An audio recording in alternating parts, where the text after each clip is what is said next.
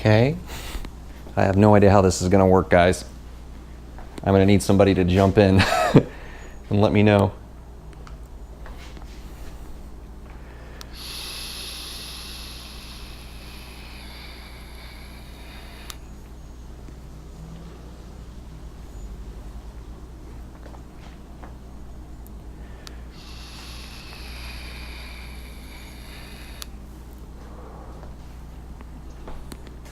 I'm going to have to figure something out with this. Maybe I can grab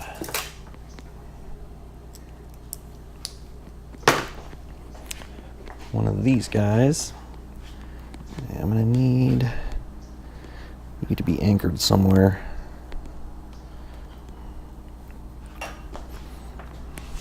Actually, this is a good idea, I think. There we go. Okay, that looks like it's going on.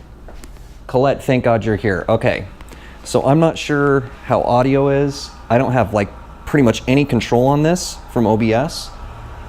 I can't really use filters or anything, so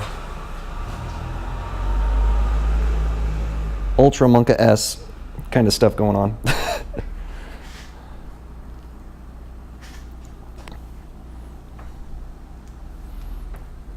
Let me see. And I got to use my phone for chat. Okay. Hear a bit of traffic noise, but nothing horrible. Okay. Here's a big test. All right. This one might get loud, so just fair warning. Okay, Colette.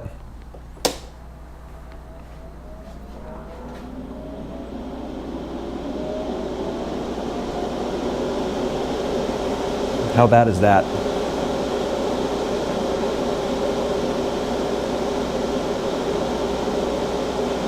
Not bad? Okay.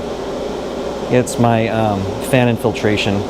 So if it sounds like a fan and it's not too bad, then we can proceed, because basically I'm gonna turn it off and on as I paint. Okay, you can still hear me? Good. Whew, okay. I would love to be able to figure out a way to, because see, I have to use the GoPro microphone and I've got a lavalier hooked up to it, but there's no way for OBS, I guess, to know that I'm using basically the camera's audio, so I can't make adjustments and put filters and all that in OBS, which maybe I can come up with a solution for, but I have no idea how I do that with this setup. But yeah, welcome. Welcome to the battle station. Okay, here's our subject for today. Right down there, these guys right here. Need to get some prep. I also need to figure out where I'm gonna put my phone so I can see. Hey, Amethyst. Oh, I just saw you. Yes, we got the paint view. The problem is I don't know how to isolate the audio from this GoPro across the HDMI cable and into the computer. So I'm not sure how I could even do that. It was kind of a miracle to get this little dude right here up and running. I don't know why. It is just weird. It's, I don't know. I went around unplugging things, trying them in different places, and it suddenly worked. So I'm gonna have to figure out how to at least consistently make that happen, because that's gonna be a problem. Let's see, where do I want my phone? Yeah, it did not show up as an audio source. Weird enough. So it could just be maybe the way that the GoPro camera's built and it doesn't separate them out. I'm not sure.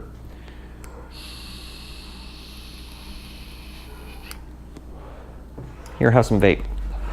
Okay, more tools. This is extremely important for what we're going to do today, because we will be using lacquer-based paints. I've got a primer here that I like to use, Mr. Finishing Surfacer. This is 1500 grit, quote-unquote, surfacer, which is going to be nice because it's going to give us a lot of coverage without killing the detail on our little parts here. Right, and that's the goal. And then I'm going to be applying what I have left of this stuff, which is just astounding. I love it so very much. It's kind of hard to see with the light. Maybe I can. There you go. This is Mr. Metal Color, Dark Iron. It's really interesting stuff. So I will spray it on, and then we need to let it dry. It will create this kind of powder film on top of it, and then we'll go and buff it out, and basically it will take a bunch of metal particles and align them and make it look pretty much exactly like metal, which is pretty cool. Those are the two tasks for today. Let me see. All three of my cams shows audio sources also, but of course I have them muted. Doesn't show up, I don't know, but sound is good? Okay, super minor. Very glad to hear that, Colette. Again, I think it's just the GoPro. So, I mean, one of the things I like about this is pretty darn good resolution and all that, which is really what I was going for. I don't know if I like my soft light right there, so I might rethink where that goes. But again, this was a frickin' production. I've been at this for 2.5, 3 hours just setting up. I'm gonna have to figure out a way to make that efficient, otherwise I just know that's gonna burn me out, and I would prefer not to be burnt out on this. Okay, well, you know, where to start? Okay, a few things. Come with me over here. All right, so here's my basic supplies, and it's hard to tell whether or not you can see what I'm looking at. Maybe I'll just do that. All my paints and everything, solvents. We've got mainly lacquers in here, but I also have some acrylics. This MIG stuff is really good. I also have weathering stuff, like basically I think these are just pigments, but it's kind of dust, right? Earth. This stuff right here is some of my favorite stuff ever, and it is really hard to come by. Is this the right one? Should be. Yes. I don't know if you can see it. Starship Filth. This is an oil paint that is just brilliant when it comes to weathering. It looks like the most realistic kind of oil sludge slurry. Also, I'm going to be all over the place here. I'm not going to be able to access my chat as frequently as I'd like, so I apologize for that. But I do have my phone here, so hi, here's my phone. Hi guys. I'll check in every once in a while as I can. Other key things. This is a thing I made myself right here. It's just a bunch of cardboard, corrugated cardboard put on its side. It works really well for making a painting stand, right?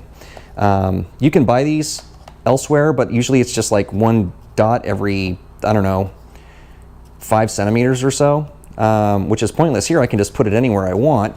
It was free, courtesy of Amazon, and they're shipping, so that's what I use. These are invaluable. These little guys right here. Whenever you're painting, you need something to hold onto it while it dries. Little alligator clips just attached to bamboo skewers, right? There's no better alternative than these. I have a bunch of them. I'm not going to need as many as I have out here, right here, but they always come in handy. What else? Okay, the airbrush. I use a Patriot, so it's a Badger Patriot. There's pretty much 2 big players in the world of airbrushing. It's Badger and Iwata.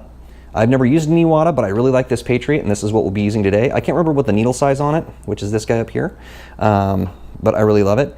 And then this is the standard airbrushing compressor. And the nice thing about this is, it's a steady state one, so it's always on. Let me, so you can hear it activate there. Right. It always stays at the pressure that I want. It's also very quiet, which is nice. Blah, blah, blah. This all-purpose lacquer thinner. I use this for my junk thinner. This is when I want to just do quick and dirty cleanings, or you know, I spill, and it's invariable, I'm going to spill some stuff on this table. I use this to clean up. I don't like to use this. I like to use this for rough cleaning of my airbrush, but I have specifically some airbrush cleaner here, which is gentler, will still do the job great, and it bubbles up so I can capture all the you know, particles and whatnot in the bubbles and then take care of them. That's very important. Airbrushing requires thinning. This is what I like to use, Mr. Color Leveling Thinner. This shit is great. Very good, it's never let me down. It takes a while to get through a bottle. This is my very first bottle, and that's as far as I've gone. So we've got lots of leveling thinner left to do fun things with. Of course, extremely important, if you're gonna do this and you're using anything beyond water-based, even if you're using water-based, I would argue, and you're gonna airbrush, you need a respirator. You don't want this shit in your lungs. And the harsher the solvent, like in a lacquer, you really, really want to make sure you wear a respirator. So I'm going to be sounding like Bane for a bit. But I will be wearing this while we are airbrushing.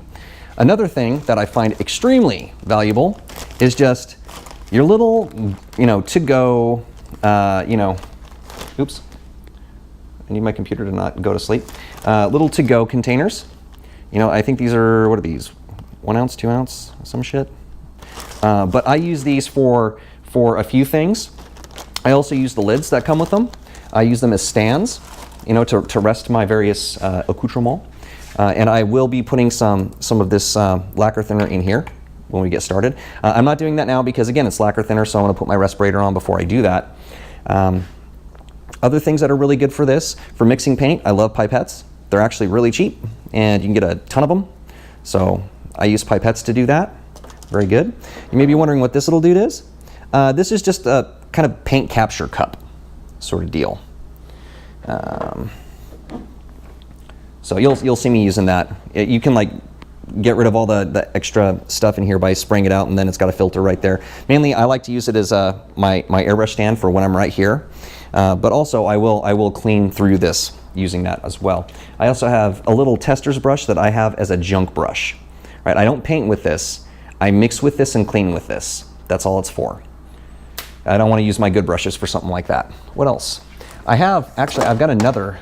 I've got this kind of, this dude came with that guy, and I really wanted just this guy, but this kind of came with it. I don't really ever use it, but it's nice to have a backup. I think I've used it once, and it's just not nearly as good. Even though it's pretty, it's just not nearly as good as the Badger that I've got.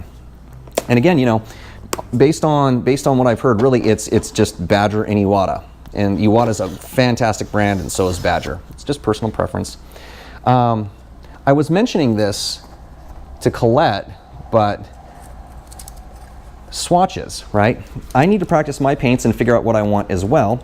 So I use spoons to do that. Here's some spoons of metallics I was working with, just to see what kind of finishes we could get. This is when I was trying to figure out the small details for the Sazabi. So you can see a bunch of the metallics here, and I guess they're showing up all right on camera.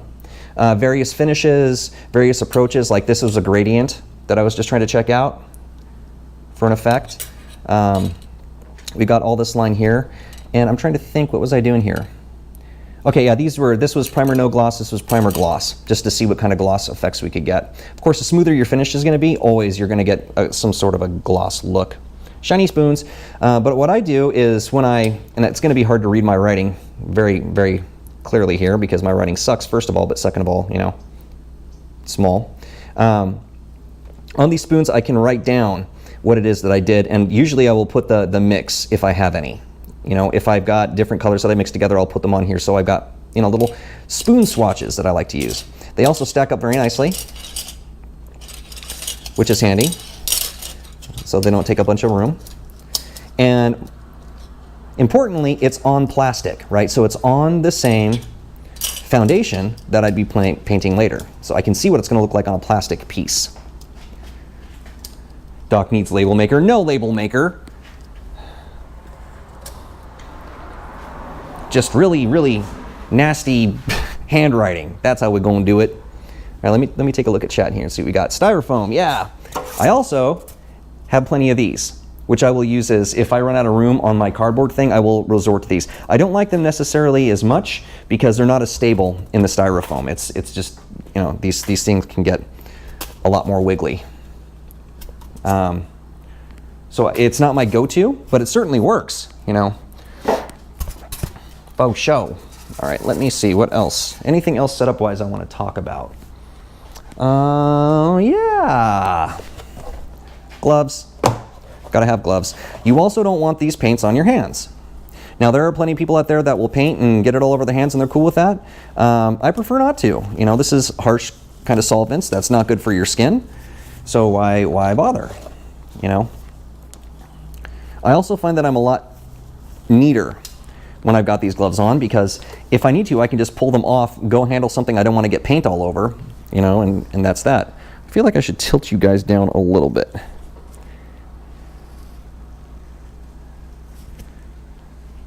Just give me a moment while I attempt to do that.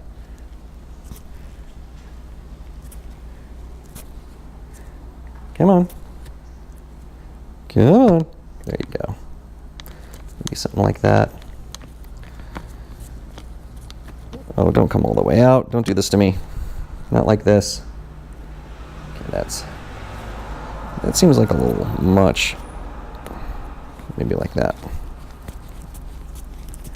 Okay. I need to get some washers or something for this mount as well, because to be secure, it's kind of going to the right. All right, so this is the view that you guys will get. And this is why I went through all the trouble to try to figure this out, because I want you guys to be in here with me. I'm going to turn this on really quick so you get a sense of the sound. You can prepare yourself. But now, so you can be with me inside the booth. What I'd really like is for you to be able to see that way, but unfortunately my camera's off position for that. So that's the theory. This is in many ways a test stream. Forgive me for that. This is the first time I've tried this. I also have an idea about what to do while we were waiting for paint to dry. Full cure time on these guys is about 24 hours, but I don't need to be full cure to get the actual paint on. I do need it to be dry enough, you know, that it's got a bit of a hard edge to it. And it really doesn't take long with spray paints because the solvents disappear very rapidly, but I do want it to set a little bit. So in between, we're probably going to be starting working on the QAN T, which will be good. It'll be a way for me to get some practice back in on my nub skills and whatnot. Short Round is watching Mighty Pups for the 12th time. No! The burden of the mama. My nephew, for the longest time, just could not get enough of Baby Shark, so that's all we heard all day long, and it was, it made me crazy. And I just visited him over last Christmas, so that's how long it took, exactly 2 days. Okay, without further ado, let's get into this. Here's a little device that I'd like to promo to everybody.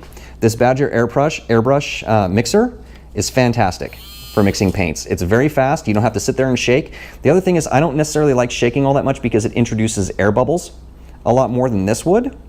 And a lot of these paints, you know, the pigments and the metals in them, they're particulate, and I do want it really homogenized before I put it in the airbrush. So this guy works great for that. We will be using that today. Okay. And you can see here I'm looking at my computer. This is my ancient Generation 1 Surface that I resurrected for the purposes of essentially team viewing into Havelock. And it's working great, right? So I can pretty much see everything for the most part. Sorry, you get to see the table for a second. I just want to make sure. I would dearly love it if this thing, though, could move out of the way.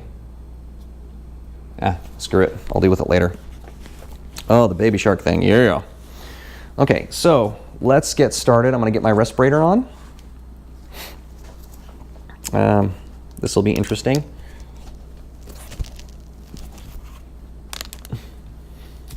Fur in my respirator. That's good. Do we have any spiders in here? Prefer not to respire a spider. Okay.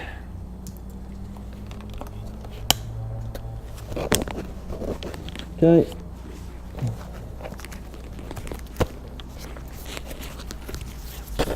There we go. Oh, it's going to bump you guys. Let me see if I can't adjust that a little bit. I'll just pull this down. Okay, that's not too bad. Hi, I'm here for Batman. Okay. That's fine. Okay.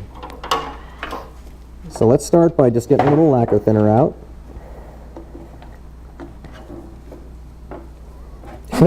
No spiders in my mask, please.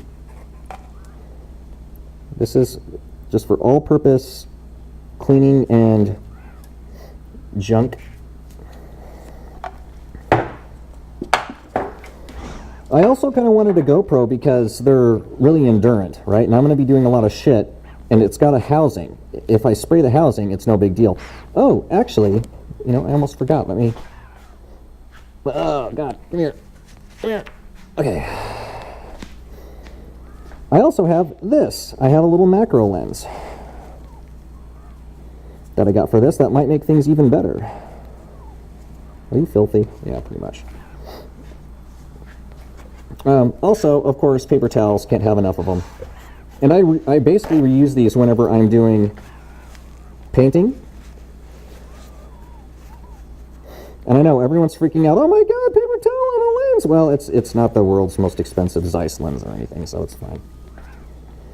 Okay, let's see if I can do this.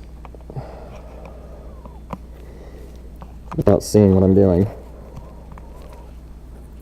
And without turning off the camera.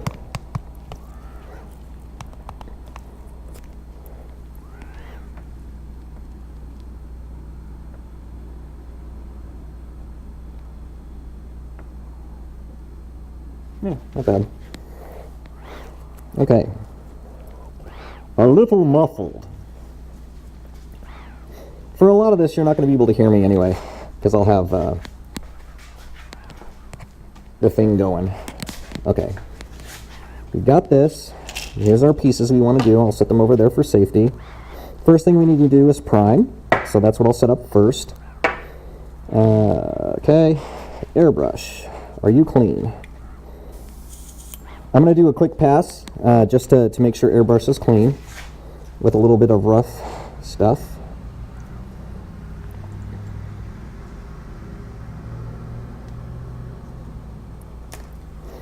Okay. Airbrush, actually, for those that don't know, this is a 2-action airbrush, so I can both control the amount of air going out and the amount of paint let out of this nozzle, right? Pulling back, so to get the air, I press down, like so. To open up the nozzle, I pull back. Like so. Right now I'm just making sure that there's nothing in there. The cup looks fine, but I'm just making sure there's nothing on the needle. I always clean my my gear after every use, but I'm just making sure there's nothing on the needle.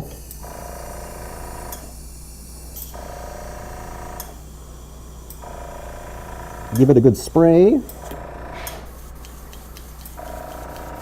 Okay. That is good. All right. I don't need you. Get you out of the way. You will be a problem otherwise. All right. First thing we're going to do is mix this up. Cloth diapers? Yeah, that seems like it would make sense. No magnifying glass emote. And the reason I got this lens is it doesn't really magnify as much as it makes it so close-up images can be much sharper than they would be on a GoPro, because this guy is not designed for close distances. Right now you are about 2 inches away from the lens, the actual camera lens, so this improves that. If I didn't have this on here, it'd be much blurrier. Now let's mix this guy up. And I think this is already thinned.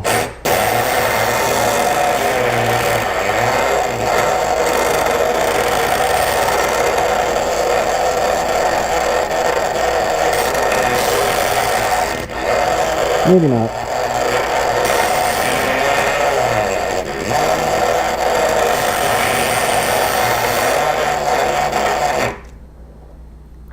Okay.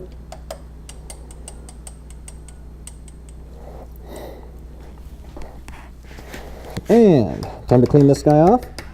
So this is why I've got the junk lacquer, right? I don't want to use my good stuff, my good expensive stuff, on just cleaning, you know, a stirrer up.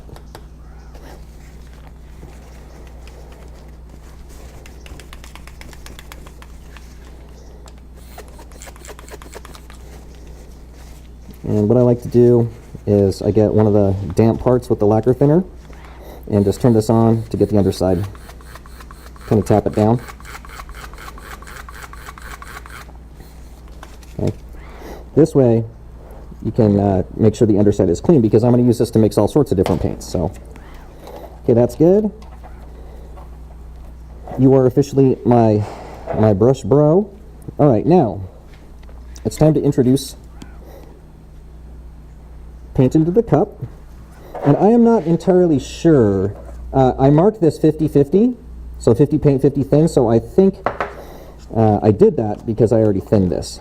But let me see what kind of consistency we got. It could be. All right, we'll start with 1 mil.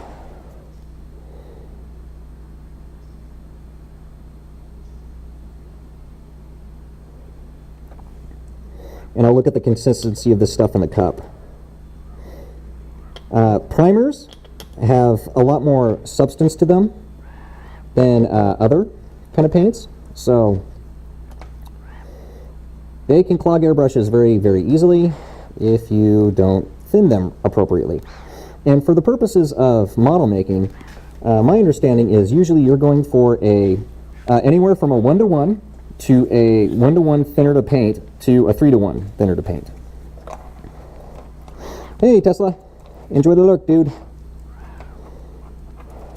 Okay, let me just a little stir implement from Tamiya.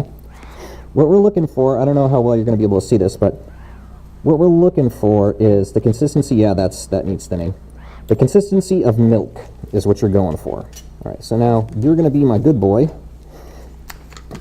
and I'm thinking we're going to need to at least 1-to-1 on this just to see. So these pipettes are also good because they give you little gradations, so you can get kind of an accurate understanding of what you're mixing. 1 mil, 1 mil. And this paint will last a while. There's a few ways to do this. You just got to be really careful with the needle. I don't mind using this guy to do this.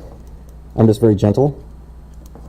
You can use brushes and stuff, but I feel like I have a lot of paint loss if I'm using brushes. The brush I use to really get down there and clean once I'm done. Let's get a little mix on this. And yeah, that's looking good. Consistency of milk. So it still sticks to the sides a little bit, but it still runs down. It's really hard to explain what you're going for. It's one of those things you just got to do and practice and go, okay, next time you have a glass of milk, if you drink milk, look at it and go, okay, what's this doing? What's the consistency of this thing? All right, we've got this. I'm just going to push a little through there. Okay, I want to turn this on. So, noise incoming. Get my piece. Get some extra paper towel, because things happen and you want them when you need them.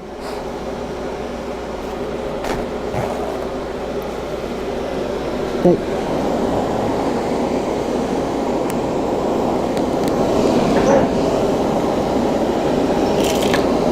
Okay. Just checking my pressure. Seems all right.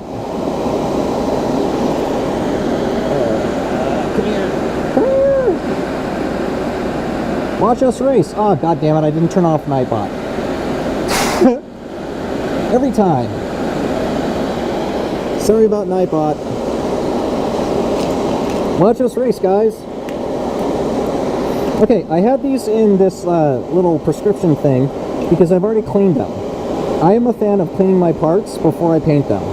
They've been sitting in here being nice and clean for a while. So now we can take them out and go to town. And this isn't going to take long. I've got 4 parts I need to do. 5 parts. Okay. First thing I want to do is let's start with a small dude like this. And I'm just going to make all these metal.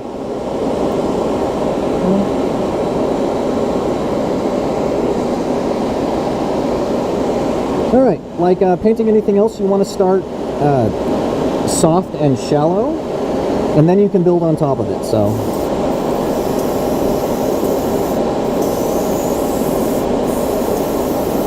little mist coats.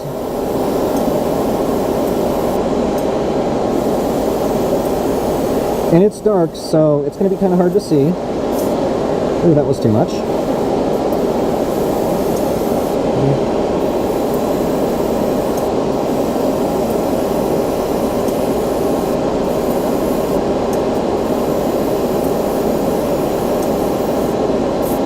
Oh shit.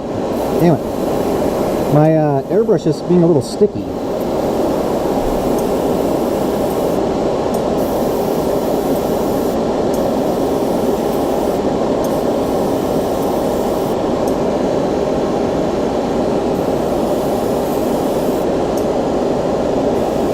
Try to get all the edges. Okay. There's one piece. Oops, sorry. Smacking people around. What do we got here? Hi, Jerry. I do have a life outside of gaming. It's true. This one's just a lot harder to string. It's always a little tricky finding a good position to grab on. Pegs like this, the little peg part right here, usually are good because they're going to be inserted into something. So you don't have to worry as much about the look, you know, if they get full coverage and all that. You absolutely want to primer if you're using a lacquer, because lacquers are really tough on plastics.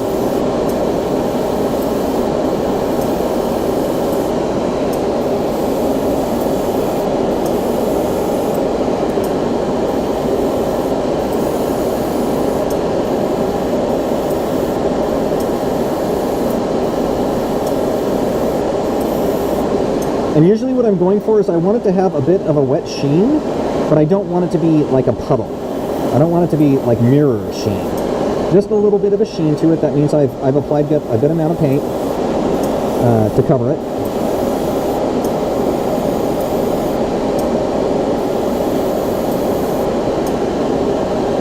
I'm trying to be mindful of not hitting the camera, so if I'm doing that, I am sorry.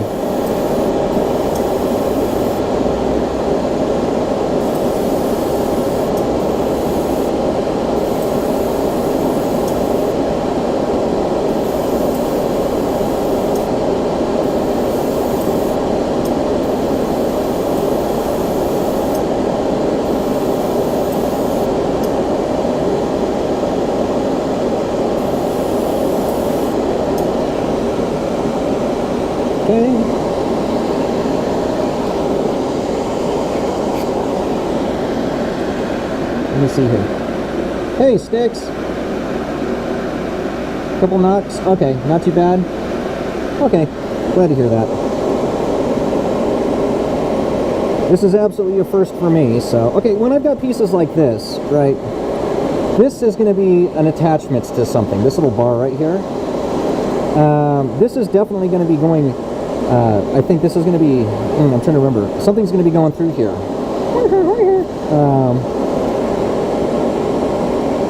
I like to try to just work with the piece as it is if I can. Sometimes I will reverse it, but I don't have, I'm trying to think this through. You know, I think I'm gonna go a safer route here so it doesn't fall off, because this is an awkward sort of piece. We're gonna go like this, and then we'll come back and hit the inside of the bar.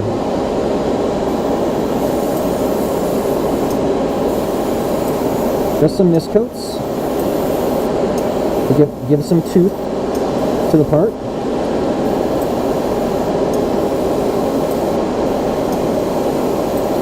So let it flash off a little bit of that. I'm just pressing down is just air. If I don't pull back, I just get air, which is good for flashing off solvents.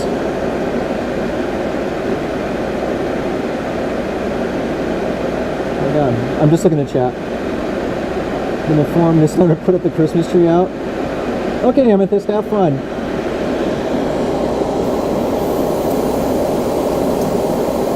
Okay.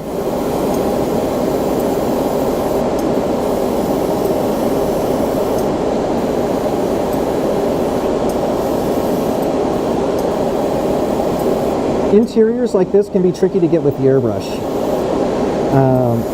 There are some people that don't care about priming or painting internals that you're not going to see, but I do for the purpose of protecting the plastic.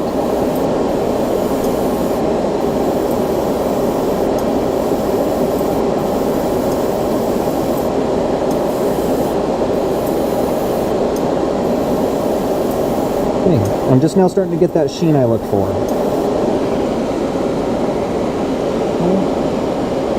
And I think we're going to need a little bit more paint. And I really don't want to run out of paint while I'm mid-model, so I will usually try to make sure that I've got enough paint right off the get-go. Alright, let's go for a half. Just need to see where the mark is. Okay, there it is.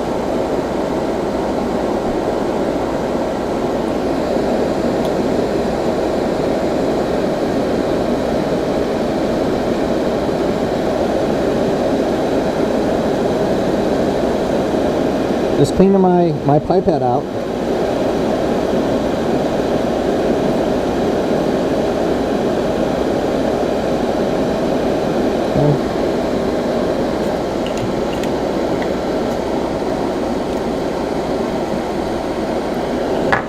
And get some of my good stuff.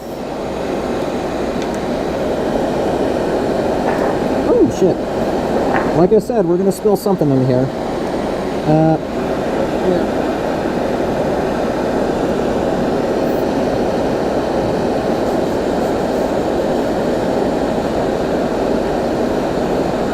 That's fine. You know, every time I think, oh, I should probably put some tape down on that thing. And every time I forget to do it.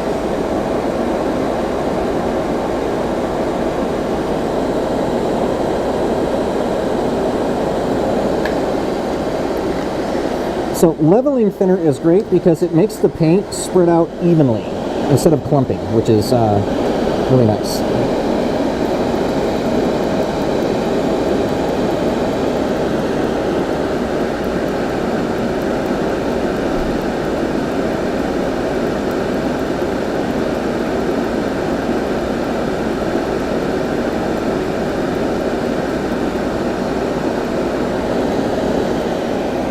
I find myself really wanting to look at chat, and I kind of can't. It's driving me crazy because I gotta pay attention to what I'm doing here. Else I'll have black paint all over everything. Okay, axe handles. Let's see here. Yeah, this is gonna be the jam. I know for a fact this little nub right here is going to come into contact with a female end, and I usually try not to have paint on them because it changes the diameter, and I don't want that, so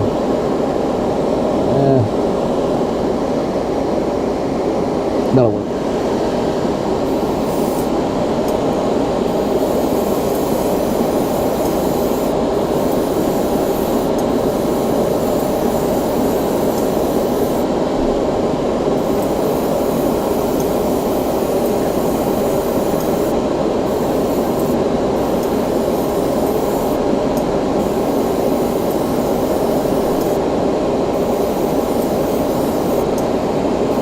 And when painting to get even, you do want to make sure that you're rotating it in a variety of angles. And approaching it from different angles like so.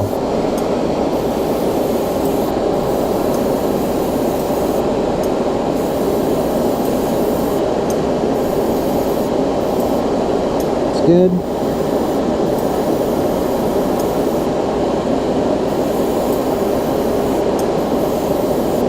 It's very subtle, but the dark gray, I can see it. You guys may not be able to. The dark gray definitely turns black when we got a good application. It's pretty good.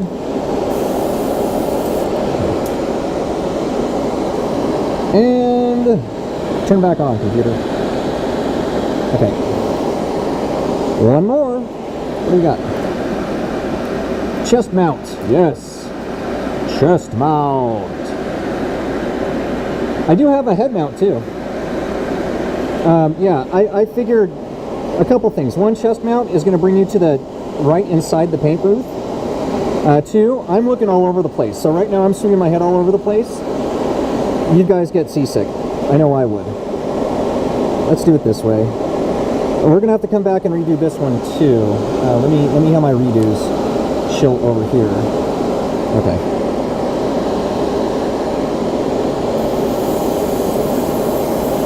Mist coat.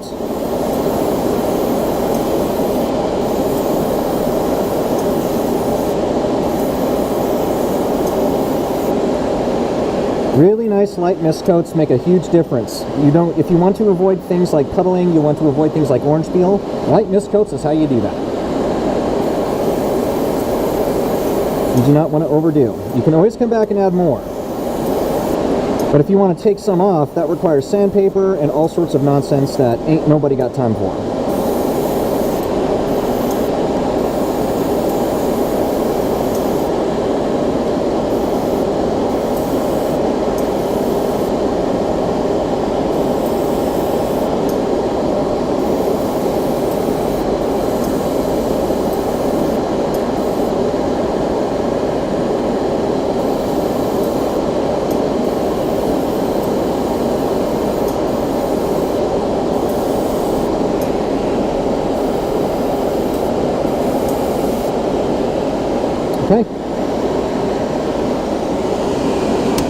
All right, we'll let that little dude sit there for a second. I have two things here that we're going to have to redo. Well, not redo, just change the positioning of the holding and then reapply paint. So how are we doing, chat? What's going on?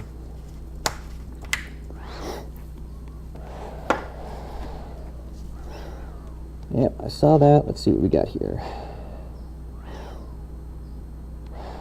You don't bother with lacquer and plastic, but it's so pretty. It works so good.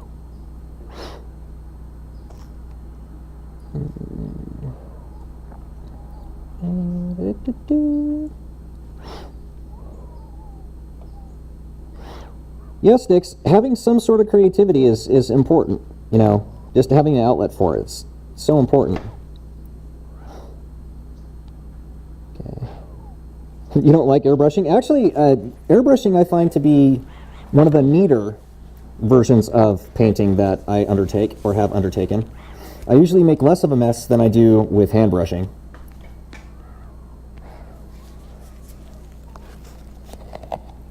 Okay, I can take this off for just a sec, theoretically. Usually I just, you know. Here, I'm just gonna have to do it this way. Usually I can just kind of rest it right where this camera is and take it off, but not today. Yeah, paintbrushing, I've done that a couple times. I just can't do it on models very well. I just can't, I cannot take the brush marks. I can't do it.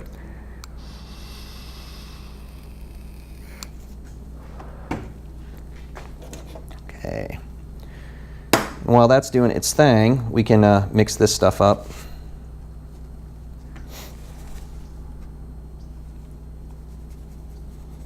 Hey! Who wants to watch us race on multi-Twitch?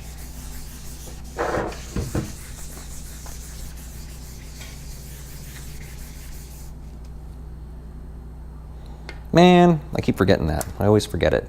It's how I do things, I guess. Come here. Okay. I think I have barely enough left to pull this off. It is almost none, but I'm hoping we can, because you need to really thin this stuff down. Nope.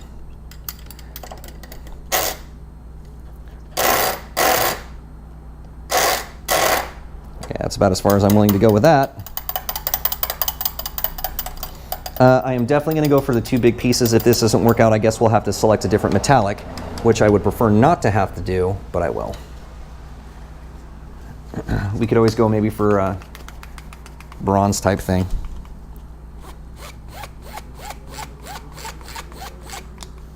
Yeah, you say that, Joey. I just still can't seem to pull stuff like that off.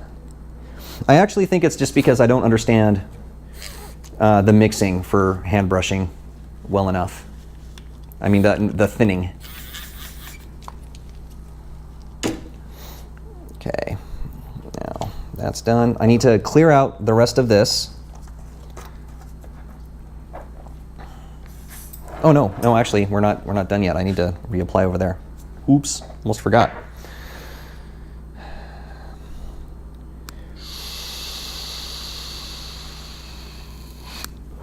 I'd like to get better, I guess, but just too lazy to practice, I guess. That's really what it comes down to. All right. These guys, you know, again, the nice thing about airbrushing too is these are pretty much dry now. Not even pretty much, they are dry. So it takes pretty much no time, but for cure, you definitely want it to have more time than we just gave it.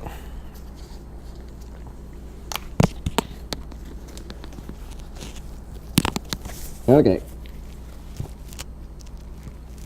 Back to the beading. Just going to apply.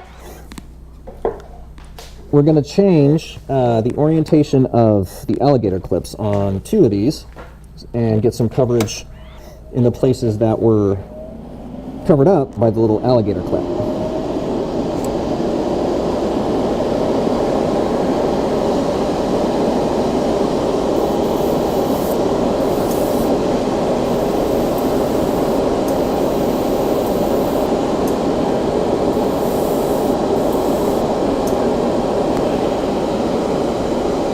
Like a soul.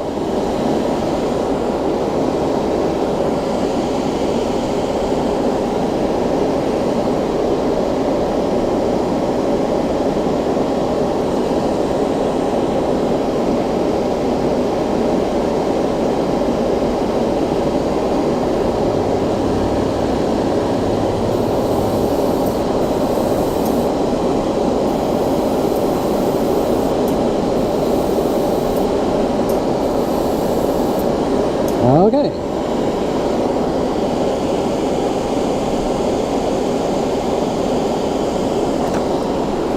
Point. Sorry. Pull this thing down a little bit. Screech. Sorry. Okay. Streaming will get me practice if I decide to do brush.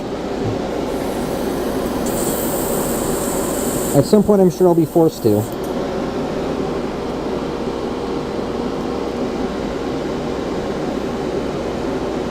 But I really do like airbrushing quite a bit.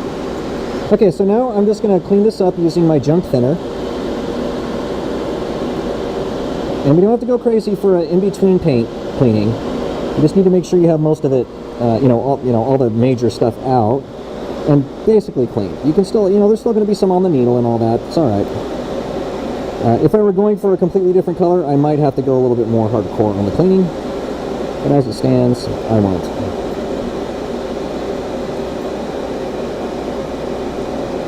Really get in there.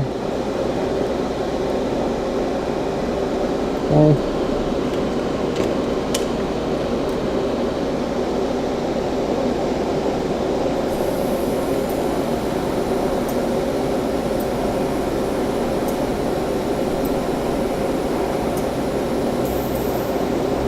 Okay. Little airbrush cleaner. More. And what I like to do is you want to be very careful while doing this, but if you pull back, it retracts this little tiny needle. I don't know if you're going to be able to see this. Here, look right in the light. There you go. Okay, you can barely see the needle.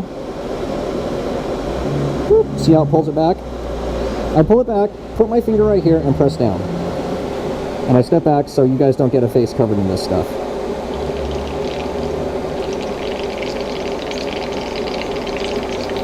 Bubbles! What this does is it kind of lifts all the remaining paint out with these bubbles. And I just let it kind of slop over like that.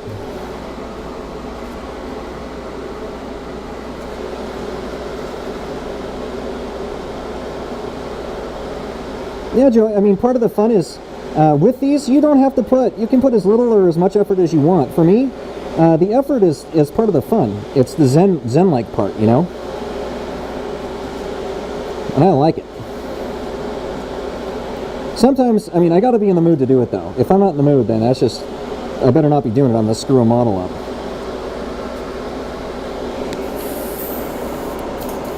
Just spraying this off camera. Hey, how are we looking?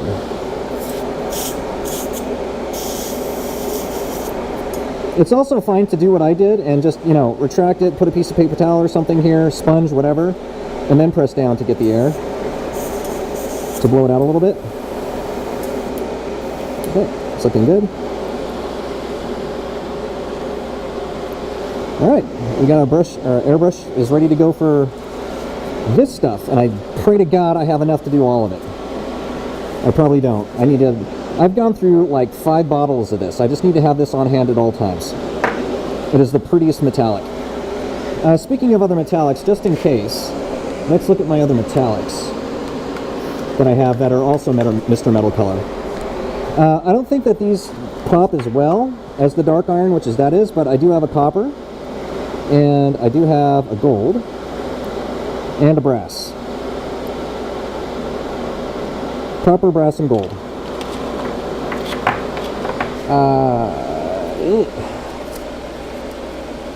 Which come out as...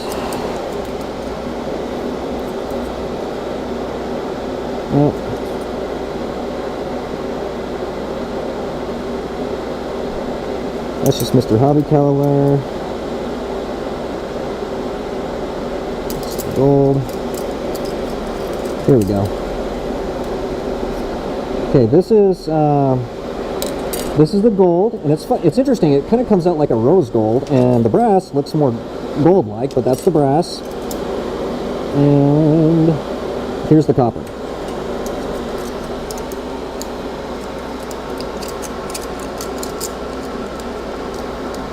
Nope, just waiting for stuff to dry and looking at colors, Joey.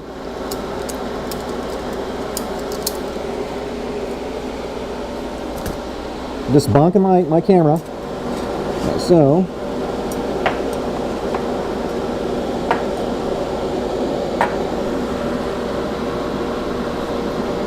these are the alternatives, I guess, to this guy.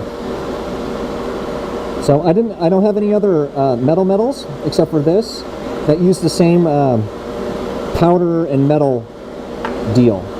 It's kind of hard to tell, and it might be really subtle, but you can kind of see little striations that give it a truly metal, far more metal look. It really pops with this stuff, this dark iron. Not so much with the brass, gold, or copper. But I love this copper. It's such a nice copper. And it doesn't really, the camera is not doing it justice. It's a little washed out on camera. So if we run out of this, our options are to go with this, or I have some other just spray-on metals that we might have to go to. I'm generally not in favor of chrome on models because it usually just makes it look really cheap, but there are times if you make them accents. So I don't usually like to do metals in straight chrome unless it calls for it. It's like a good reason to have chrome. Because not everything that, not everything out there that's metal is chrome. Let's see, what else do I have? I have a plate silver. What are you? I've got, here's a super iron, which we might go and use. If all else fails, we'll probably use this super metallic super iron. What else do I have? I got a chrome silver. So plate silver is a little bit darker. Chrome silver is exactly as it sounds. It's definitely chromy. Super iron is more what I'm looking for. It really is. I want it to be a little rough looking. If it says chrome on the paint, usually that means you're going to need to do it black, and you're going to need to do it gloss to make it work in thin coats. Which is fine, but that's not the look I'm going for. I've got one more too. Let me see.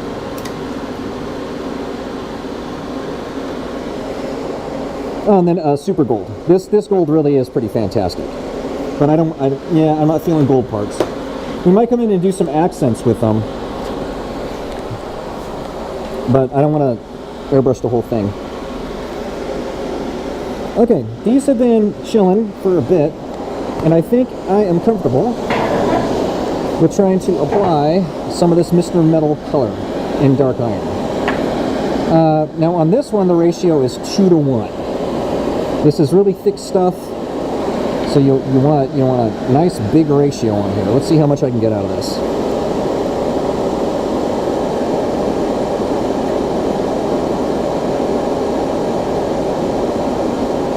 Okay, that's about 1, thank God.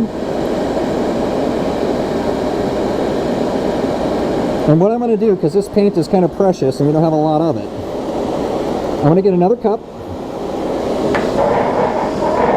and I'm going to sacrifice some of my really good thinner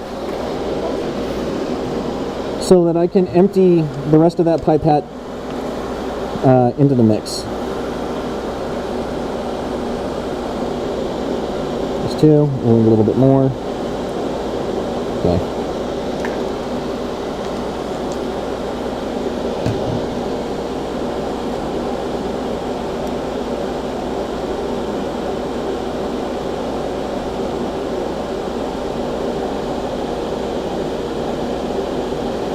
It's so cool when it's in the, I doubt you can see it, but you can see all the metal flakes just kind of pooling and bubbling around in there. I don't know if you can see it on camera, but it's kind of cool. Oh, shit. Alright. Get this dude all mixed up.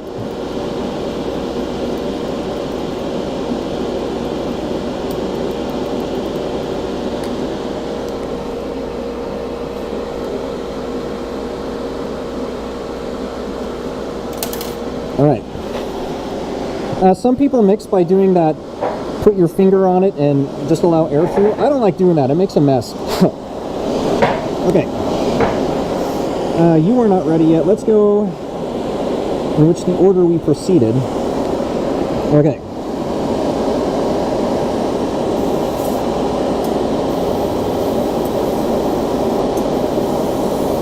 Same procedure. Light coats. And then you can start turning on the gas a little bit.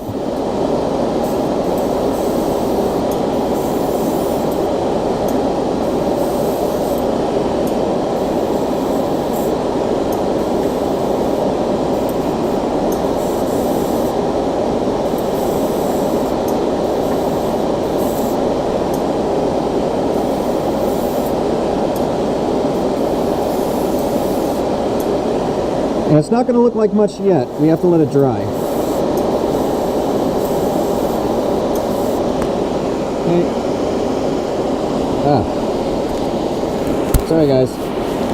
Me hitting the camera is just as annoying to me as it is to you, I'm sure. Okay, I definitely want to try to get these in this configuration, so I'm going to focus on the two big guys.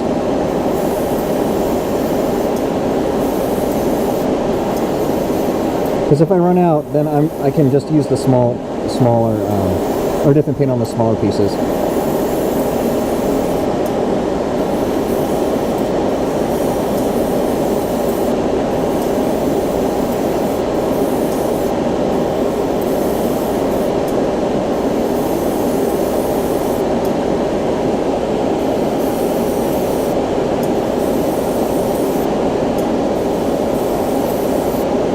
Okay.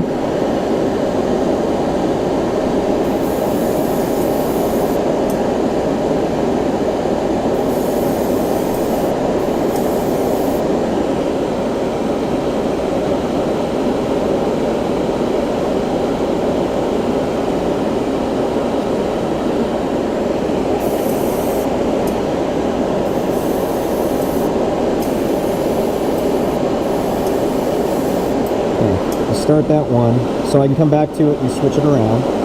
How much do I have left? Yeah, I'm gonna wait for that to dry a little bit. Oh.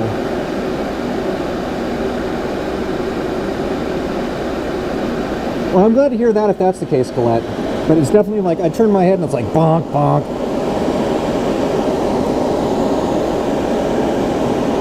Look, here's all the practice stuff. This is me going, okay, is it working? Hello? Turntable that I never pretty much use. Alright, how you doing here?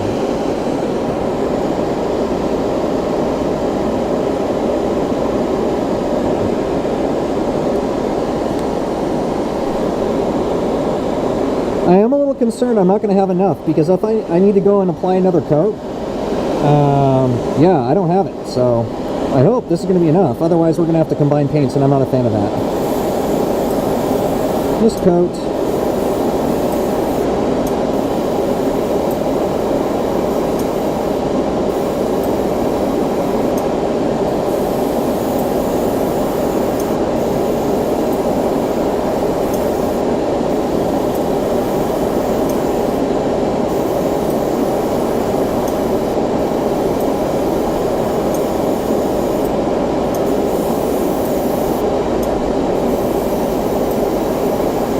And this I want a little thicker than I would a different paint.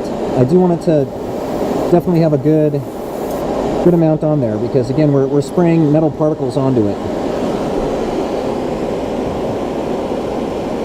And I think just to be doubly sure, I'm going to add a little bit more to this. I think I was a little too light on this a little, so we're going to give it one more good blasting.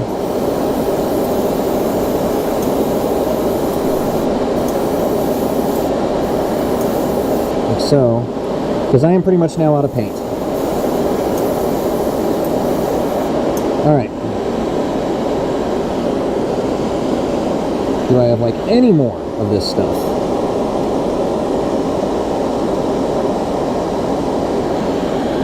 Unfortunately not, but I might be able to salvage some out of this.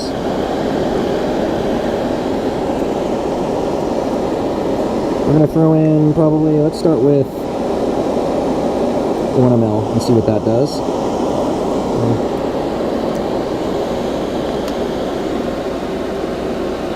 Okay. Not now, Nightbot.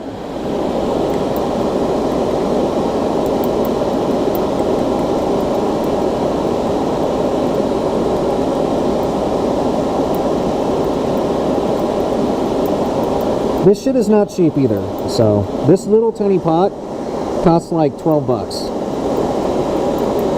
without shipping. So I definitely want to get my money out of it.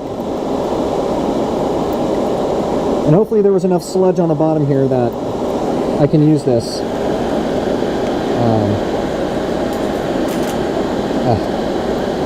Always. Damn it. Ooh, everyone away.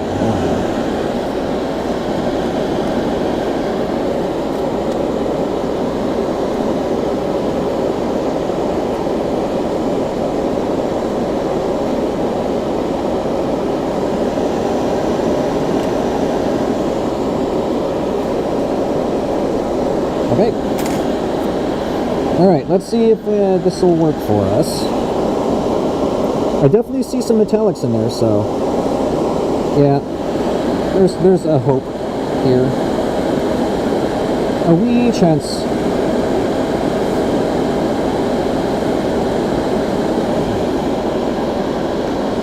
But I'm probably going to have to do several coats with the rest of it for it to work.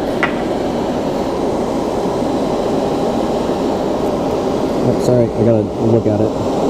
Yeah, there's some there.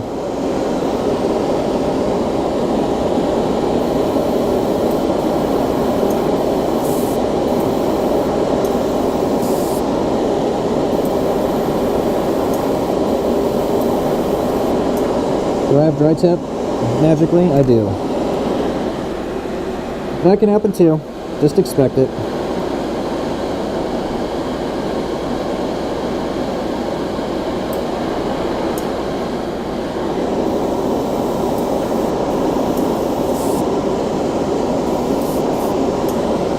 Okay.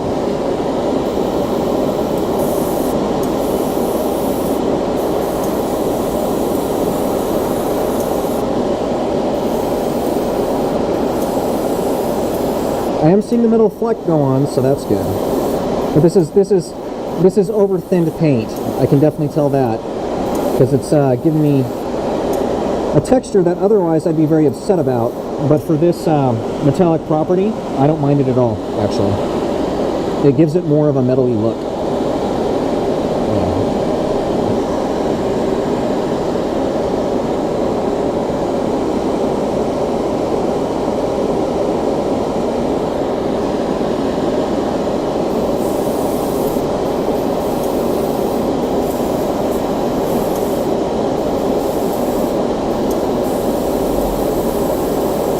Yeah, it's drying so fast. Yikes. That's what happens when you got a shit ton of solvent on. It just dries really fast. And again, I don't mind it for this application. It can have a little texture to it.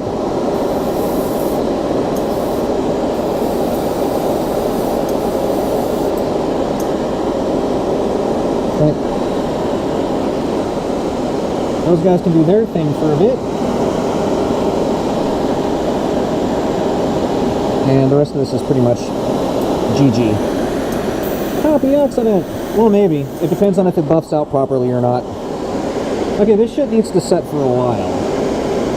And I'm not sure what kind of results we're going to get, honestly, just because of the amount of paint I didn't have. So I'm hopeful,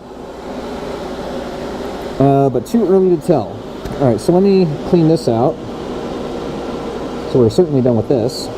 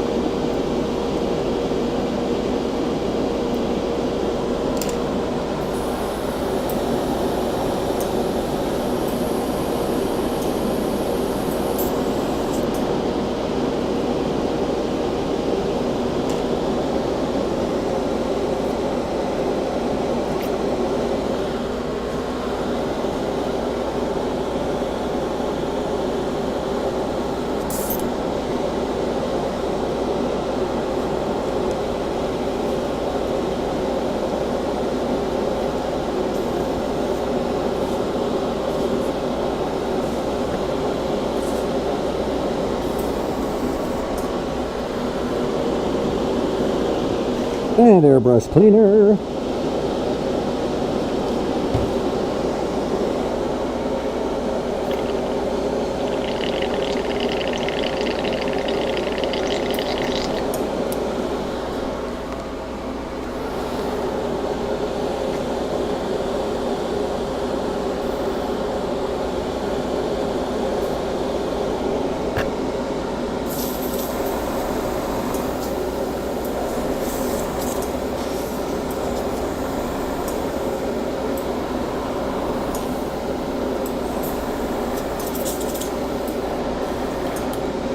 Okay.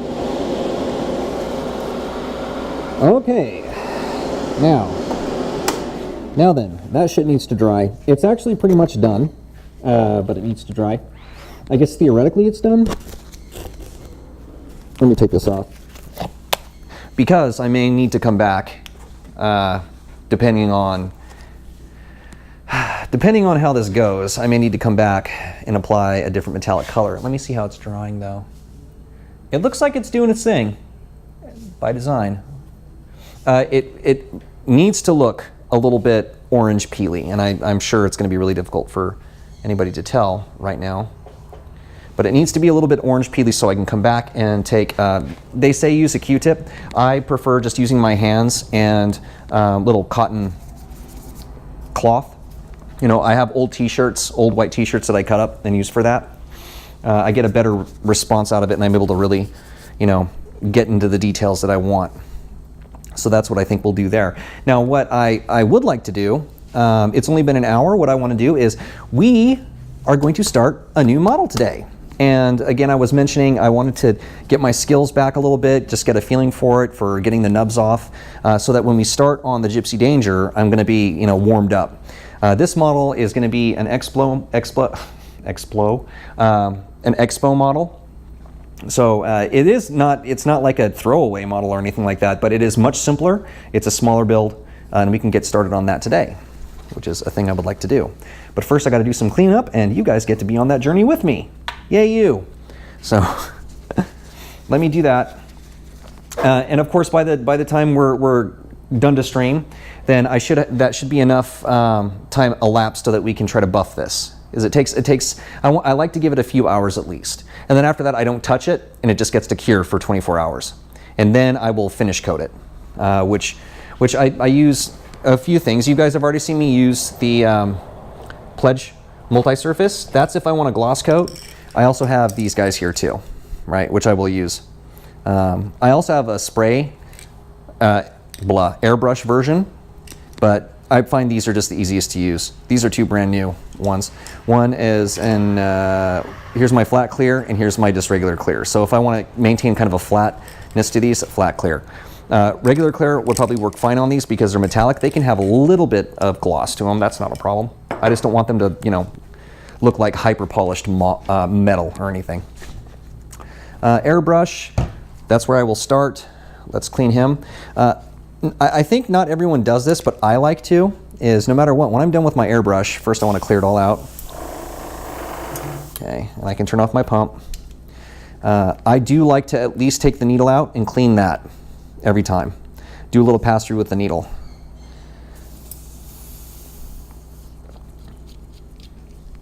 So we are going to do that procedure, and you can be right here while I do it. So let me remove the needle. Needles are extremely, extremely fragile, so you want to be very careful when doing that. Okay. And I don't know if you can see it, but this is definitely a dirty needle. You can see up towards the tip here, this really fine tip, and I can't get much closer with it without it losing focus. But I definitely don't want any of that nonsense on there. Again, the needle tip, you want that nice and protected at all times. You don't want stuff gunking it up. So I'm going to clean that.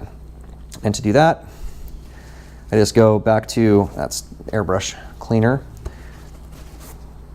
Go back to a little bit of my junk thinner, lacquer thinner. And one direction, always the same direction. Just give it a grab and a little bit of a twirl as you go. You do not want to push for a couple reasons. One, this is an extremely sharp needle. It will go through your hand. You don't want that. I don't want that. Two, if you go this direction, you're not going to accidentally do something bad to the tip of the needle and break it. If you break your needle, you broke your airbrush. I'm trying to remember. I think this is a .6 needle, kind of a general all-purpose size. It's worked well for me. Some of the thicker stuff can be a problem, but hi, Ninja. Welcome to my garage. How are you, feller? Okay, and we got a clean needle. All right, needle done. I always like to look down in here into the cup and see if I got anything I want to deal with while I'm out here. Again, same procedure. I know this looks really dark and cruddy, but all the paint pigments basically follow the bottom of this stuff, so if you go to the top, you're not going to get a tremendous amount of the darkened material. But I like to take my brush and go in here a little bit. Just push it down in there. This is a solvent, so it'll just evaporate. You know, just like water. Water is also a solvent. Okay, get all that clean. And then, oh, watch the race. On them rocks. Oh, yeah, that's me. I'm just going to take this off. This part is also very delicate, but I like to make sure I don't have any paint jamming these works up, and it looks like I got a little bit. So very gently, I just take this part, little tip, and same thing. I'm not pushing against it. I'm just pulling away from it very gently. Oh, you can't see it. There you go. This little tiny tip right here, this is a very small opening. You don't want that hurt. You don't want that collapsed, or you're in trouble. So very gently, just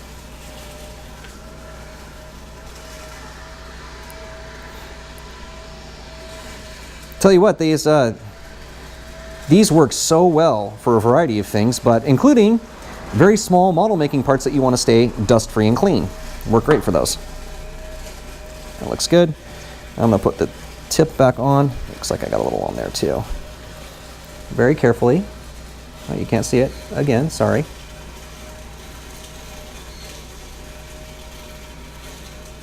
And that is somebody doing things to leaves. Sorry about that.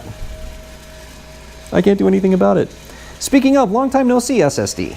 It's good to see you, sir. I kind of feel like I need to come in here and do a cleaning on this. It's not, the action was weird when using it today, but I'm not going to do that right now. Okay, last thing I do is, safest place for the needle is in the airbrush. So I'm just going to feed it back through here. Maybe you can see it as I do this.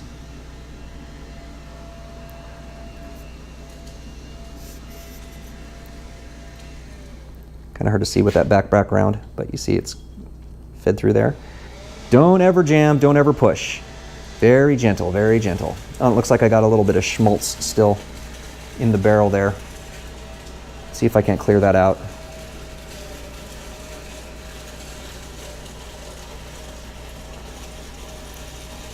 Yeah, there it is.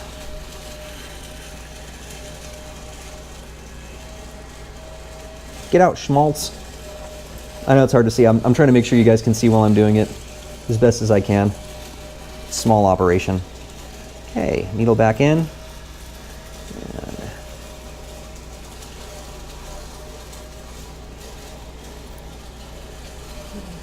good, it stayed on. Had to clear the chamber. Slime Rancher. Ooh. You were here yesterday. Oh yeah, you were at the very end. I'm sorry. You know how my mind works, it doesn't. Okay, get this needle put back in very carefully. No jamming, no force. If it gives you resistance, stop. You will be sorry. Just until it stops at the tip, and then I'm gonna seat this back down.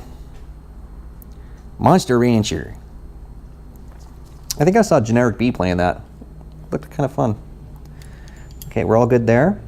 And I'm going to give it one more pass through just to make sure it's cleared out. Every time I'm done airbrushing, I go through this whole hassle. It's worth it. You take care of your airbrush, it will work really, really well. If you don't, like anything else, it will fall apart and everyone will be sad. So one last pass with just the airbrush cleaner.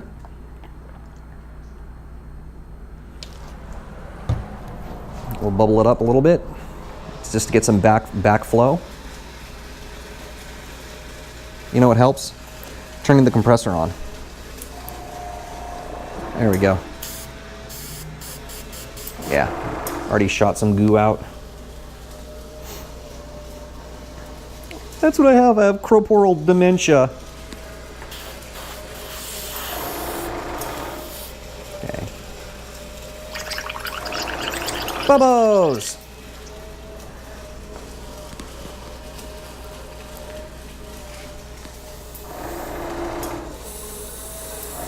Yes.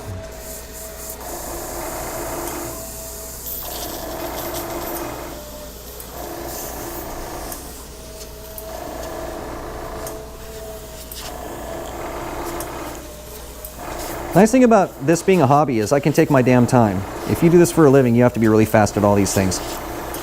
That's not for me. Okay. Looking good. Okay. Little cheap plastic cap goes back on top, like so. Okay. You're pretty much good. So all this stuff can sit here like this. I am going to need to sort a couple things out, so let me see if I can't do this. I'm going to be going inside my house here. Actually, first I need to clean some of this stuff up. Those are toast. You are fine. I will keep you. And you are also fine. Paints that are, black paints, it's just going to infect everything, so usually it's a one and done kind of circumstance with those guys. Before I do that though, there's no reason why I can't do a tad bit of cleanup on this, and then we'll go inside, which means I'll have to do a switch stream real quick.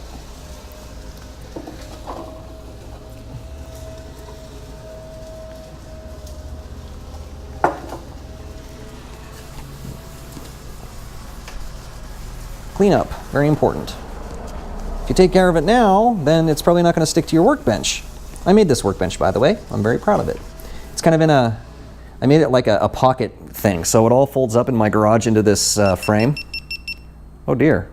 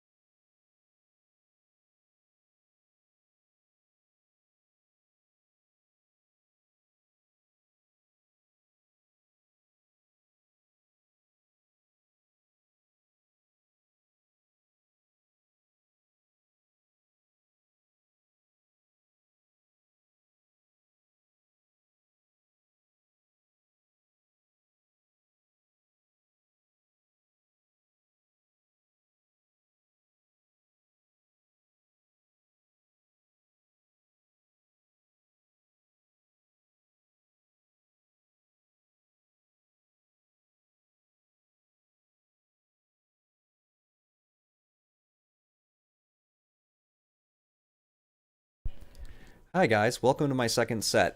I just need to set this up a little bit.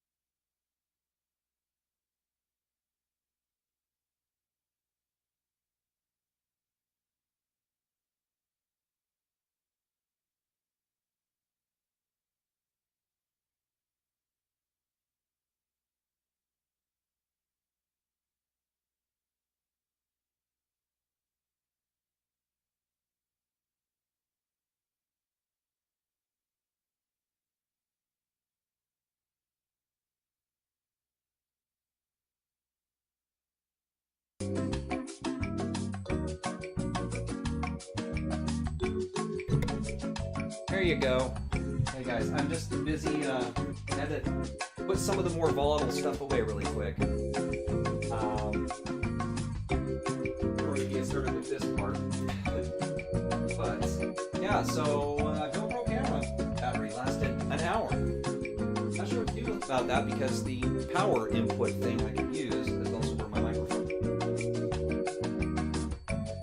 Enjoy the elevator music. I thought it was going the entire time, but of course it wasn't because streaming happens, you know. Let me get this stuff set up a little bit better for me now that I'm in here.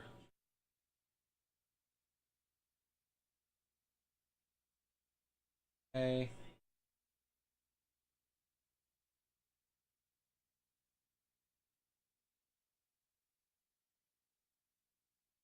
That's all good. One more thing, sorry everybody. And I will be switching my microphone to the lav, so I'm not going to sound like I'm really far away.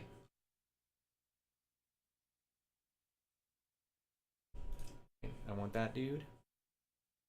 And I bought stand down. Man, this is a very different feel streaming wise. It's tough. I'm not gonna lie about that. It is tough. So many moving parts. All right, let me switch to my lav mic real quick.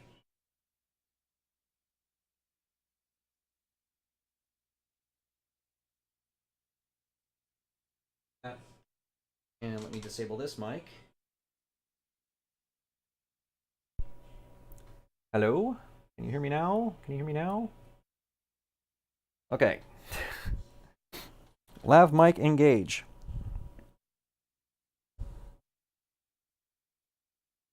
Here we are. Okay. I need my phone. My phone. That's where I can see the chat from.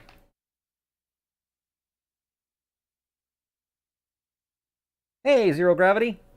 Welcome, everybody. Welcome to my inaugural... Oh my god, what am I doing with my life stream? I'd really like to be able to plug you in, but you're... Okay, here's the thing I can do. There's my arm. Hi, arm. Something like that. It's kind of far away, but I can still see it. Okay. Move some crap out of the way. Where am I going to be? Right about here? Like that. Okay, that's good. And working zone. There. Good. Okay. How are we doing? You guys hear me? Everything working out?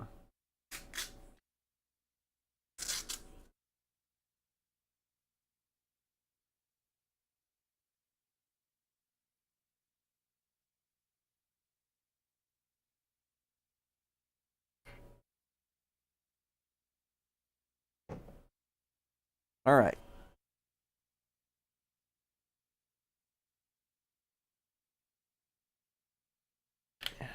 And real quick, if you guys wouldn't mind, anybody in chat, let me know if you can hear me, if everything's working on your end. Because I had to switch, I have to do some weird stuff to switch between my garage to my office. So, Colette, thank you very much. Okay, without further ado, we're actually going to start a build today. While that paint is drying, and once it's dry, I can bring it back in here and we can just finish out the buffing and see if that turned out. And if that's the case, we're actually going to finish the weaponry for Sazabi today. But in the meantime, since I want to wait at least maybe another hour, we're going to start building this little dude. This is a 00 QAN T, which is Celestial Being mobile suit based, on Gundam. So this is a Gundam type suit, Gundam 00. I got this at Comic-Con, not this year, but last year. All right, so this has just been chilling. And I need my little table so I can do the setup. Let me just grab that real quick. Sorry. Oh, get little table. Must have little table. Little table. There you go. You can see the little. There's the edge of the little table. Okay. I use this like TV tray for a variety of things, but it's very handy in terms of having my parts near me, but not in the way. So I have a little table to my right set up. for when we have to organize parts. So let's go through that process. You can see how I do models. And my hope is maybe someone will decide, hey, that looks kind of fun and I want to do it. So, well, thanks. Thank you, Amethyst. We got here just fine. Do you guys miss the traffic noises and the leaf blower and all that? Because, I mean, I could open the window.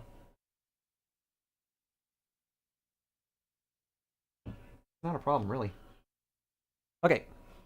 First step.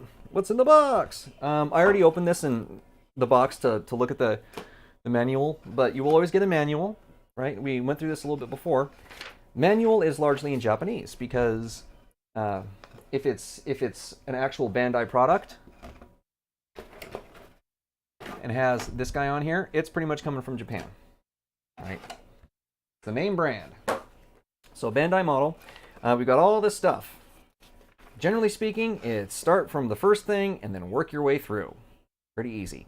One of the things I'm thinking about with this is just making this a completely straight up classic build. In other words, no painting, no craziness like that. I'm just going to follow the instructions and do it that way. You know, carefully, but still going to do it that way. Which means we will be applying stickers. This little icon right here, kind of hard to see. Come here. Oh god, my camera's just all wonky. Actually, anyway, I need to get that sorted out. Let's see, where can we find a sticker? This little guy right here, my thumb is, or my thumb, it's my thumb. My middle finger's pointing out. That means that you have to apply sticker number 15. We're going to be doing things like that. So here's our instruction manuals. You need to read the manual to do this correctly. And normally, this model here looks like this. So it's the classic kind of red, white, and blue Gundam colors and some gold and things. This model is, as you can see, a lot of these pink hues and clear parts. So that's what we'll be doing today. First things first, I need to have my tools. I have 2 sets of nippers. Both of these are really good. These are my Tamiya nippers, which were my go-tos previous to getting the God Hand nippers. These things are incredible at what they do. What's interesting is they cut only from the side. And what I mean by that is both pincers don't come down at the same time. One is stationary while the other one flexes to the side, which is nice. Whereas if you look at these, it's kind of hard to tell the difference, but you see how both of them are closing at the same time? That makes a difference in terms of stability and dealing with something we call nubs. Okay, first step, we just need to take the stuff out of the bags. And for this, it's always really good to stay nice and organized. So I organize these as I go as well, alphabetically. Unless you're in Japan, this is not going to help you at all. This is a, hey, you have a broken part, go ahead and tell us what part you want and send it to us and we will give you a part. Notice here it says for customers in Japan only. Yeah. So no use to us there. Okay, so to sort parts, I guess I can do this over here. Come here. Ah, you'll go there for now. I take the box and I just turn it in, I put the bottom upside down onto the top. And I need to open these up, which means I want to grab some scissors. Don't want to roll over this cord. It's kind of important. I'm just going to open these up, as one would. Okay. And pull out these sprues. This collection of things, these runners. These collection of things are usually called runners. Just the whole thing all together are called runners. They've got little cutouts that say which runner it is. In this case, I've got 2 E's, right? So there's my 2 E's. That'll be trash for later. And I usually want to go after the larger pieces and work my way to smaller, and that'll make sense once you see how I like to organize things. What? Oh, update time zones? Okay, thanks phone. I appreciate that. Here we've got an A. It's my A runner. And it broke here, looks like, which is no big deal because it's not a piece that's broken. But we do have a break right here. I'm going to have to be a little bit gentle with that. So here's A. Make a little valley for them to sit in. Let me put this stuff over here. more runners in here. Ah! Crinkle, crinkle, crinkle. And my stickers. Oh, and these also, I forgot, this is an Expo kit, so it comes with water slides too. Might means at some point we're going to be doing some water sliding with this. I'm not going to be making it through this entire model today. I can promise you that. But, okay, this is a C. So C is going to go here. And you are my polycaps, right? Yeah. No, these aren't polycaps. This is a B. Okay. And stickers. Come here and be safe over here. There's a nice safe place for you. It's like a present within a present, guys. You just get to keep unwrapping. It's nice.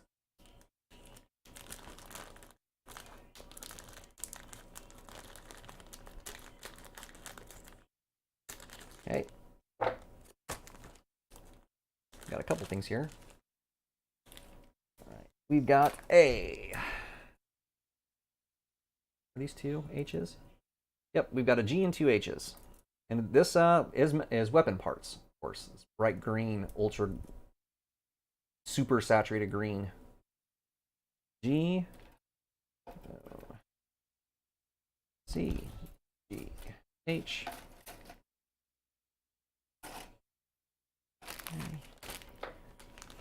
And then the pink parts. Gunplug on sexual. Okay. You are a D? Two Ds. Okay. You will go behind my C. Put them all up like this to keep them kind of organized, like so. I prefer if you wouldn't slide down. Actually, we can do it this way because I got a nice little thing to rest against right there. And the last parts. Now, the grade of gunpla that you get usually is going to determine the number of pieces that you have. So from high grade, real grade, master grade, perfect grade, all of those are going to determine the number of pieces you get, some of the details sometimes, and so on. So the closer you get to perfect grade, the more stuff you're going to have to deal with. If you just want to make a model, then really going after maybe a real grade or a high grade is the way to go. If you're not looking for a bunch of complicated stuff to deal with. And these are Fs. Get all this stuff lined up and put the Fs in there. Ah, it's all falling apart. It's all falling apart because I moved it back. Okay, there's my G. This will make it so I can get the parts very quickly. Okay, and there we go. Now I've got them like this. I just kind of scooch them in the box like so, and I can just kind of flip through them as I need them. But these parts are gonna go off to the side for the moment, and I just need to clear all my trash out. Okay, now we get to the religious part, so to speak, of this procedure, which is about how to take them off the tree and how to deal with the nub marks. Everyone's a little bit different, and there's a bunch of different ways to do it. It just depends on how far you want to go and how hardcore you want to be about it.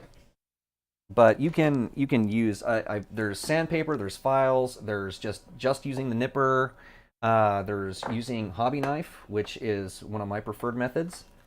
I've got my little cheap dude here. I need to go buy an upgrade for this. I need a better knife than this. This works fine. It's just, this is a really, really steep angle, and I would prefer to have a flat chiseled edge. I just need to get on Amazon and order that.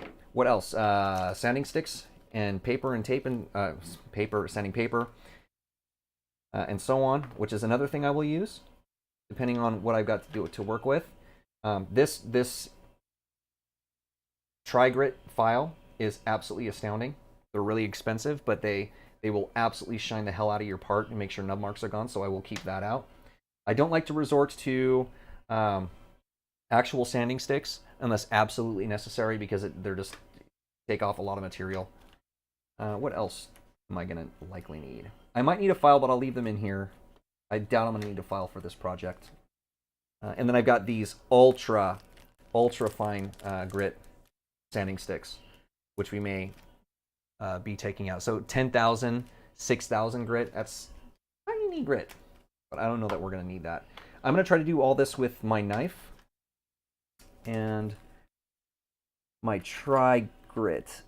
I need blades, though. Pretty sure I put them in here. Here's my blades. New blade. New project, new blade.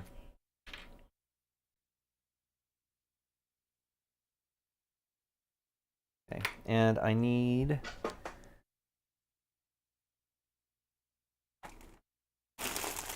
a trash receptacle. Here's one. Aluminum cans work really well for discarding old razor blades and such. Hobby knives, at least. I don't think you can actually fit a razor blade into the throat of one of those, but they're good for that purpose. How are we doing in chat? Oh, people just chilling. Cool. Okay.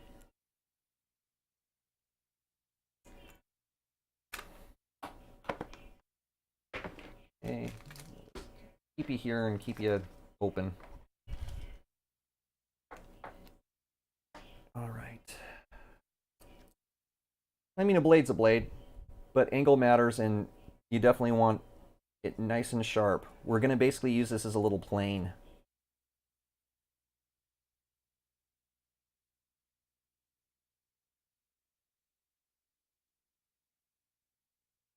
Hey, Luke! Knife, why are you not behaving?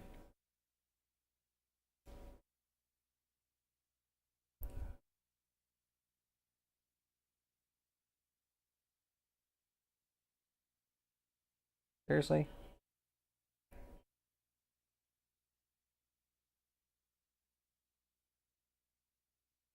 All right. Here to explain.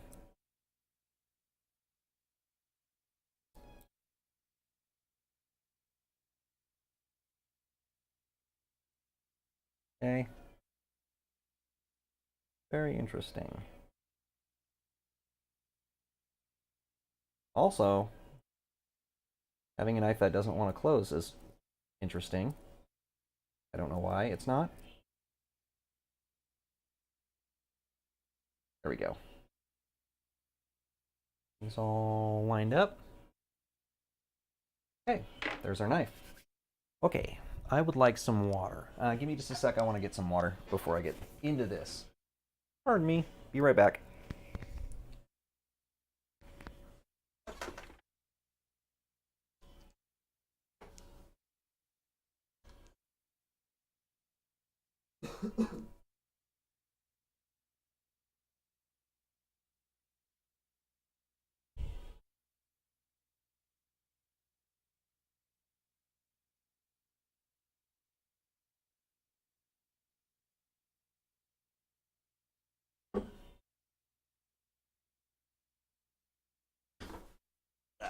Okay. Microphone, please. Go. Let's get started. Looking over the instructions, it looks like the first thing it's going to want us to do.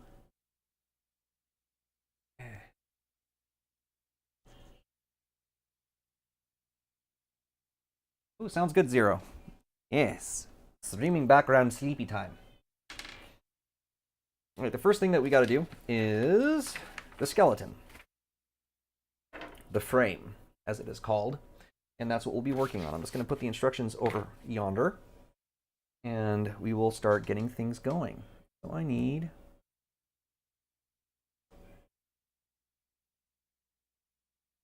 Are these separated, left and right? Yeah. Looks to be that way. I'm not seeing it times 2, though. That's weird. Yeah, that's fine. Okay, so we need B. Here's our B. And, all right, taking these things off, there's a variety of ways to do it. I mean, you really could just... They're supposed to be designed that you can pop them out by hand, that you don't actually need to use any side cutters or anything. Of course, that's not optimal as far as I'm concerned.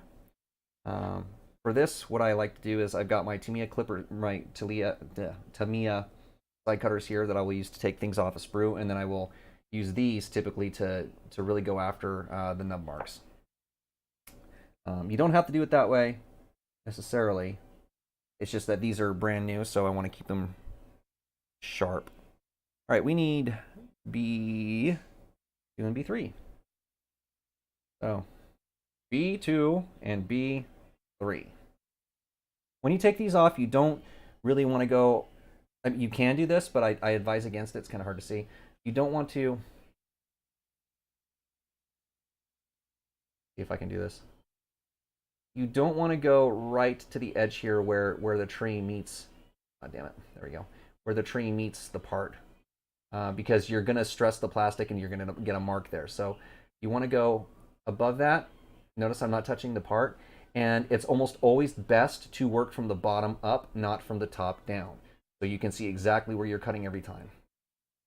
I'm just going to cut this guy out here, like, okay. And we're going to work our way around.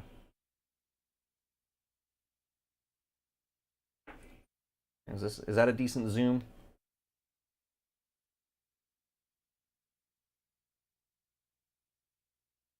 What do we got? Just finished a run of HK any percent, 37% and 212. Hey, nice, Luke. Well done. You getting there, man. Gonna be crazy.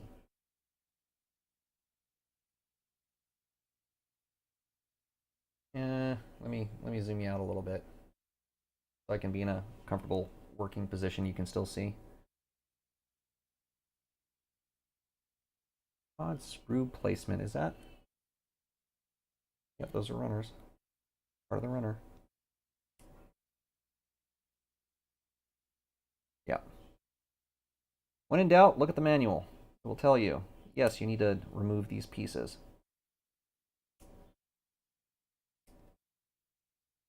Okay.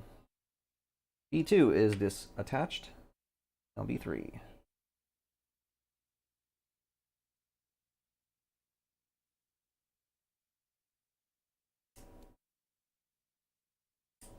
B3. Okay. I can put B back. Now let's start on these. We got all these little nub marks. Maybe I can bring you in for this. Where's my center? Okay. Make this 0 my center so I know where I am. Okay.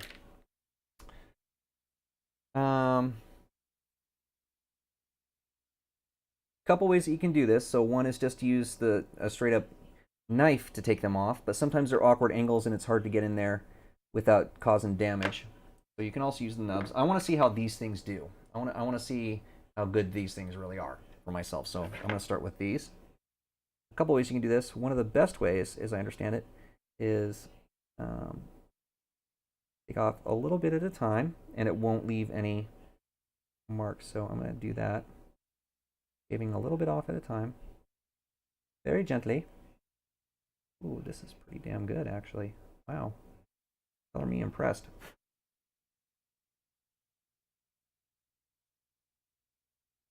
Crazy. And there's little white marks right here. I did not cause that. This is where it was connected right here. That's pretty impressive. So it still needs a little bit of knife action. And this is going to be hard for me to keep in frame in this way. So I think I'm just going to keep maybe around here. Gonna have to get in there. You get to see my hat. Doing a little shave job. Pretty damn good. Oh, these are already connected too. Huh. There's a little piece that normally you'd have to connect yourself, but it's already here. It's already got all the stuff. Hey, that's fancy. All right. Let's continue working with this. I'm liking this. Okay. When using side cutters, you don't want to use the very tips. No matter what kind of side cutters you're using, they're usually the most fragile there.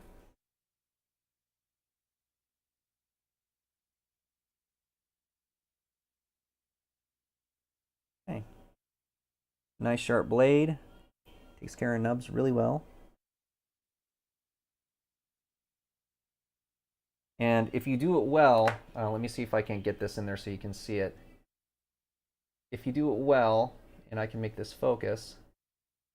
Focus. Focus. There we go. All right. It's not wanting to focus. Please focus. Okay, on the right, you'll see a little shiny, shimmery looking hill. That was the previous nub mark. These God hands are working better than the factory did, because just to the left of that, you see that little white spot? That's stress on the plastic from being removed. So really, this is pretty freaking... It looks like there's a little divot there, but that's really pretty good. It's got this little bump I'm going to get rid of, but I'm very impressed. Okay. And I don't know what this is looking like to you guys as I do it. Hopefully it's all right. One little boop. And we're good. The less of this that you have, the better your model is going to look. And that's the whole point. I'm going to stop explaining as much as I go along. I just wanted to take the time in the beginning to let you guys know what it is I was up to. God, these nippers are freaking... Yeah. Where have you been all my life? And when you're cutting the nubs off, if you do it all at once, you're more likely going to risk getting the white scars. I'm going to move you a little bit closer. I think that so when I'm doing this stuff at the edge of the table, you're more likely to see it. So if you just take a little bit at a time, just shave a little bit off at a time, it'll work really well.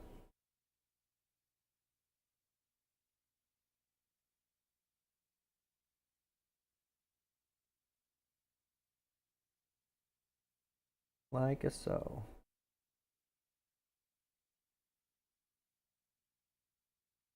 Yeah. Nippers are crazy. You can kind of freehand it too. You don't have to put it on the table, but it's a little bit more dangerous. You definitely want to make sure you have a very sharp blade while you're sort of just planing this stuff off.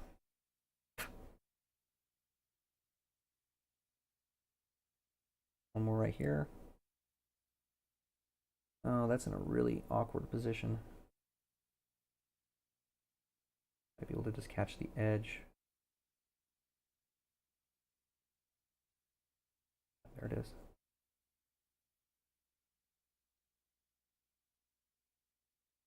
Oh, there we go. Okay. A little bit on this side. The more patient with you are with this, of course, the better the outcome.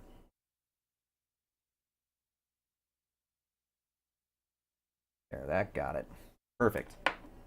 Okay. Nub mark, where are you?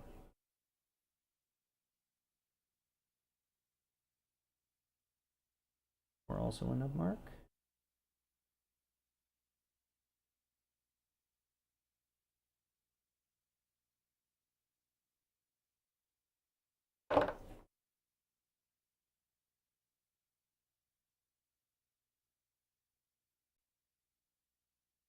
Yes, sir.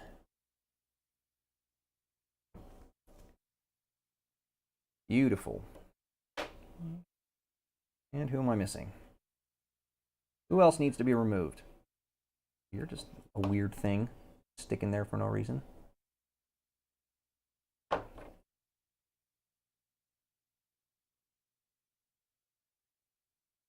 And of course, this will go faster as I go. I won't have to explain all the stuff.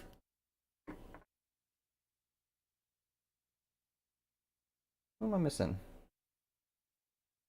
I need a reference. There's, what, 5 points? Contact here. Okay. Yeah, I cannot believe how well these nippers work. So freaking nice.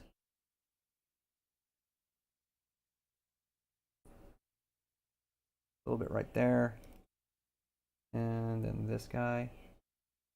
Incredible. Incredible, I tell you. Okay. One little bit of cleanup right here. Where'd you go? There you are.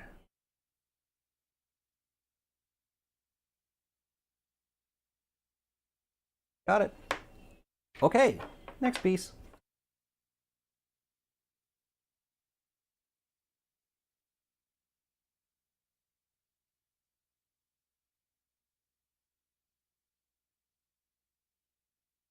one's awkward. I really don't like using the tip of these. Sometimes you have to, though. There's no way to get in there. A little bit. And a little bit. Jesus, these are so nice.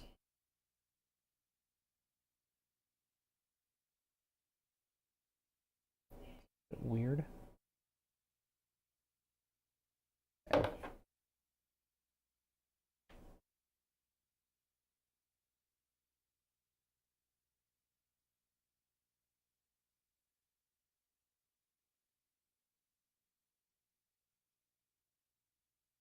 Little baby shave off there.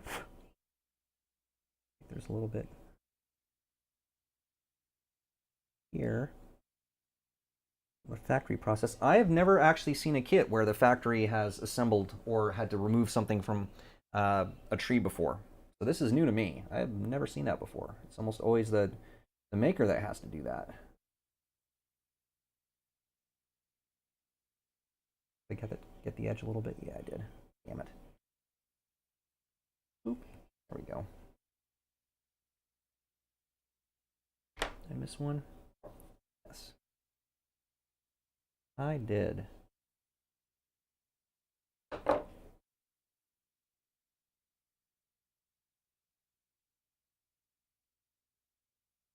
Okay, there, finally, see, we got 2 pieces done.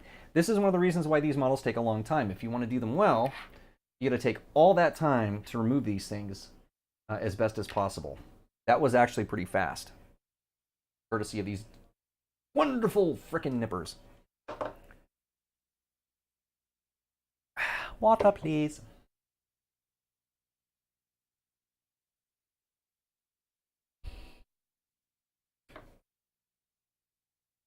All right, clean some stuff up. Another thing I will point out is I kind of mentioned this, but let me zoom in a little. No, don't take a photo. Just zoom in a little. When using these guys, you really don't want to use the tip up here for cutting. You want it back where all the leverage is. The top parts of these will break, and you don't want that.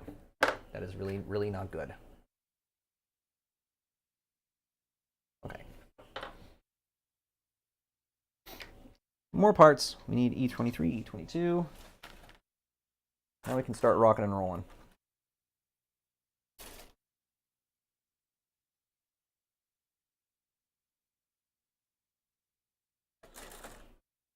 All right, E23, E22.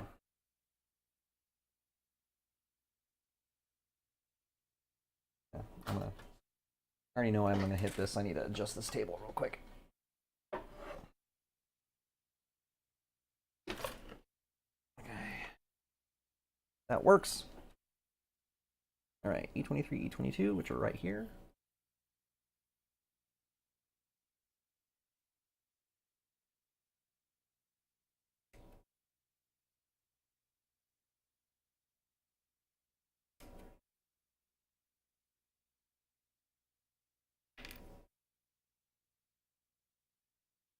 You know, if the royalty-free music didn't suck so badly, I'd probably put some of that on.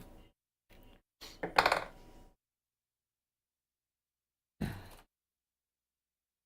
like everything is dubstep, and, you know, that's all well and good, but not always dubstep time, you know?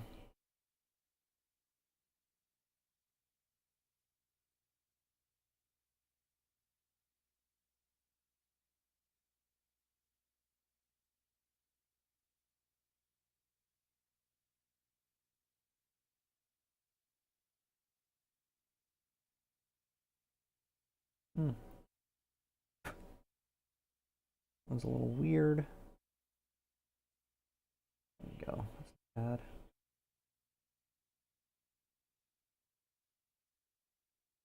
Weird edge.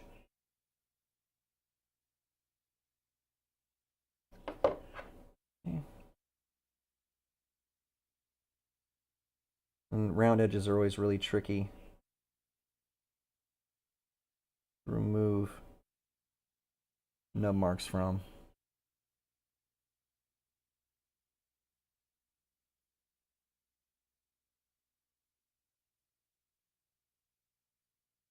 Okay. Okay.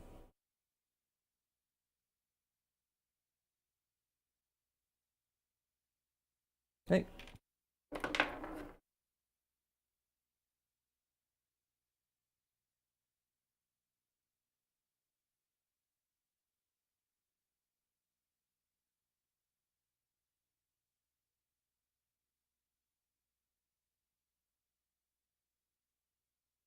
One und two, three.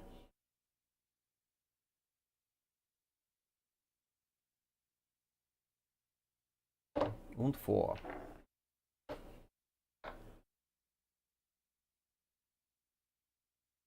You guys even able to see this? Yeah.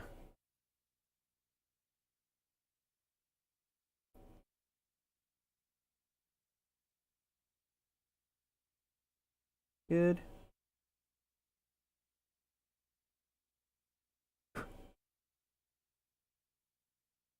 A tiny bit right there.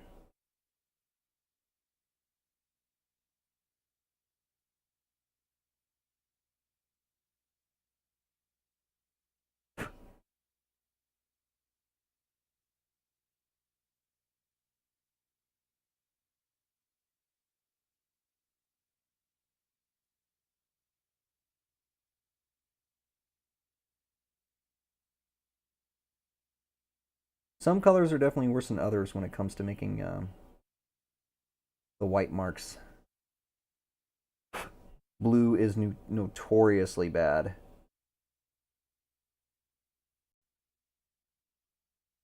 Okay. We can actually construct something now. All right, let's do that. And then you just follow the instructions. You want to be kind of precise about following them, but you just follow the instructions. Okay, I need you there. And I need you. Oh, in here. Is that right? Yes.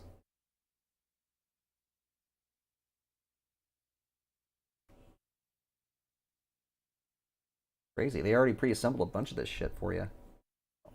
I'm a dumbass. That's not where that goes. But yeah.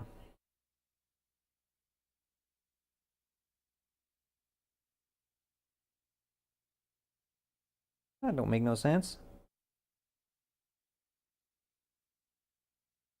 Yeah, that's what it says I do. All right. Do this little mirror image thing. And are you supposed to be stuck in here? I don't think that makes sense. No. Go over here.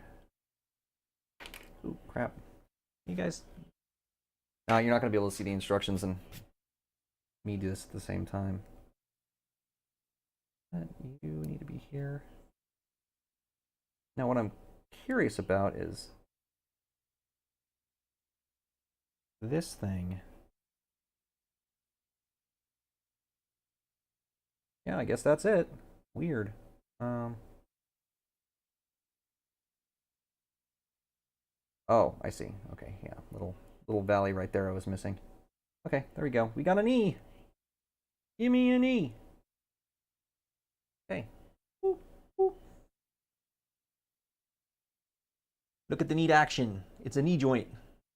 This is really articulated for a model this small. Okay. There's that done. Now what do we got? We've got E24, E25.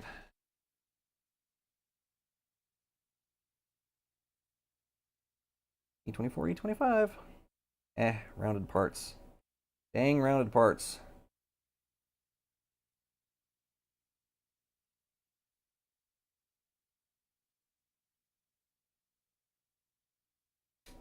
They did a pretty nice job with the metallicness of this.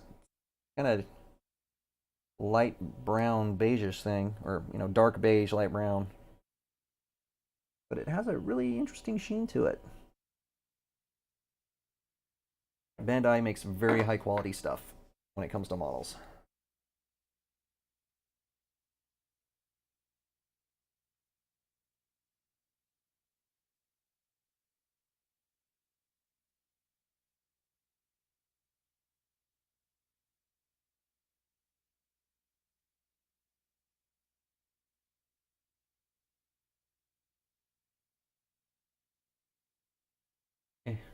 Sorry guys, trying to stay in frame.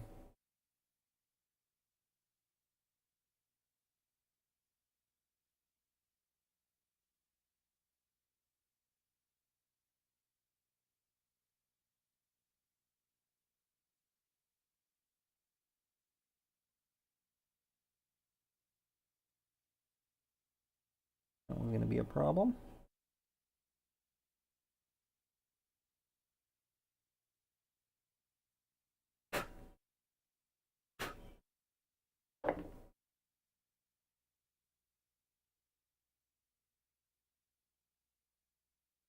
A knee! Oh, an E? It was a knee! Welcome back, Colette.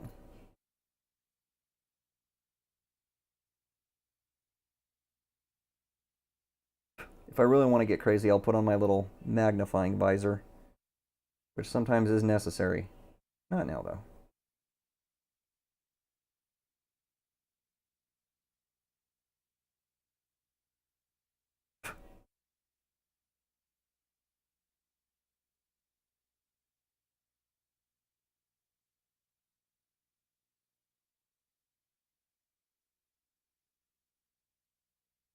Well, that was pretty good, actually. I don't want to screw with it too much. Can definitely make things worse. One little helio.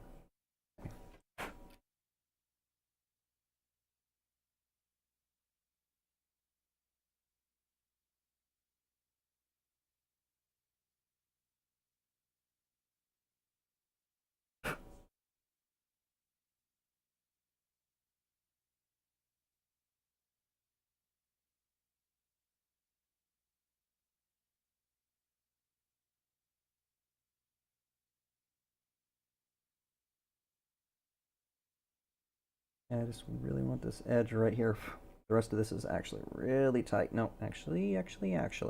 Use the word actually more. All the actuallys. Not as many definitelys. Pretty good. Okay.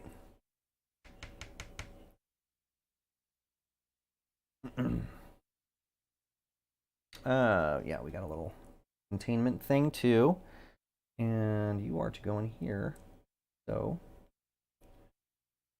here's your buddy. Where's your corner? There's your corner. Okay.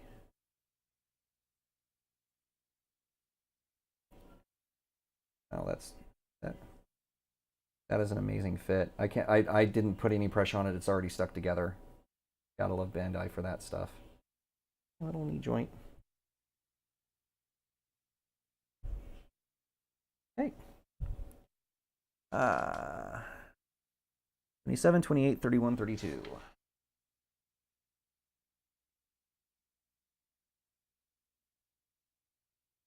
Okay.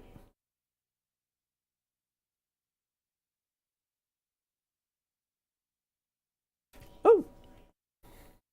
Dropping my sprues.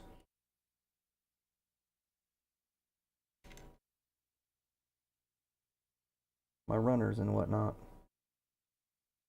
728, 31, 32.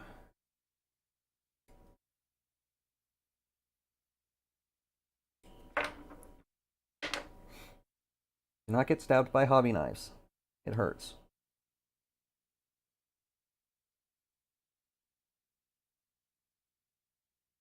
Okay.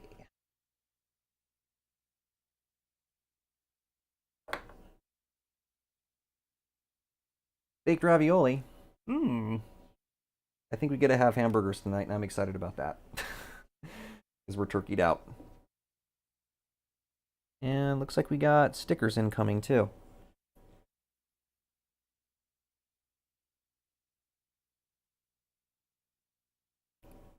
Oh, that's nice. I don't even think I'm going to need to put a knife on this one. Maybe for this part I will.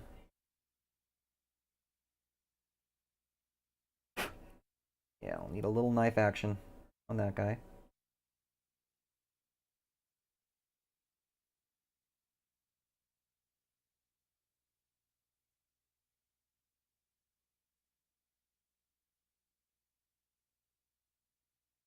Okay. I'll take care of these two little pieces first.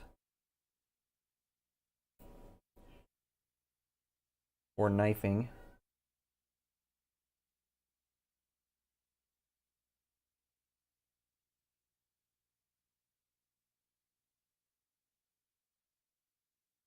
Eesh.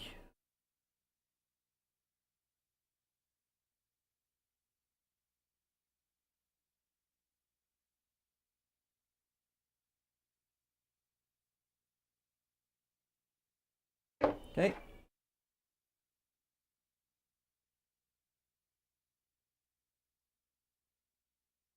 That one's actually pretty good. I'm not going to monkey with it. It'll make it worse. Where are you? Yeah. Oh, yeah. You gots to go.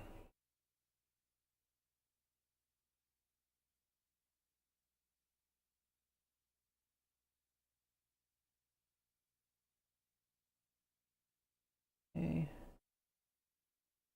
Man, pressing your luck on these is terrifying.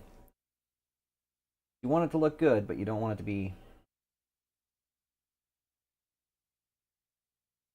thrown into an irreparable state, which making it look good can make happen.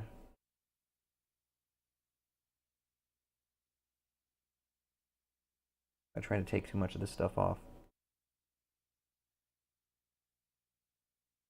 I could go in there and use sandpaper and stuff, but I really want to get better at just using the knife. It is, I think, a lot better, a lot more accurate way to remove material. But it's a learning curve. You guys can't see that, I bet.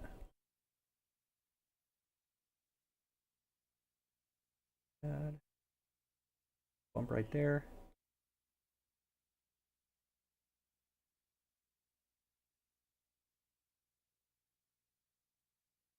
Okay, that's good. All right.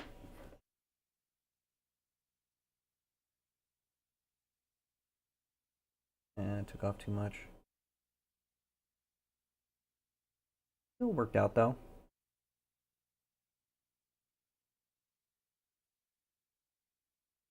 Good. Didn't even have to mess with that one.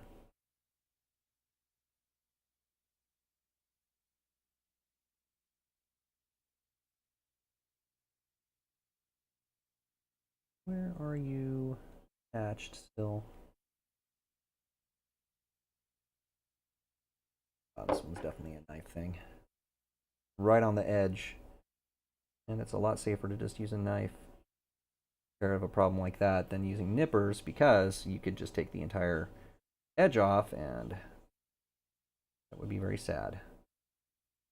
There we go. That's nice.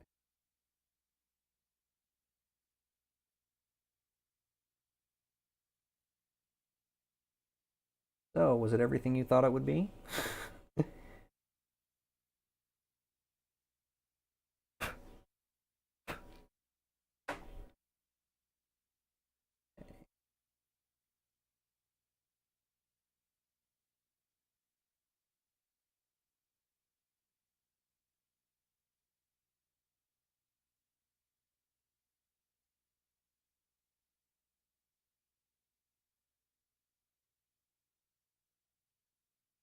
On this one, I'm just going to do a straight cut off like that. Yeah, that was worth it. Definitely worth it. That's nice. Beautiful.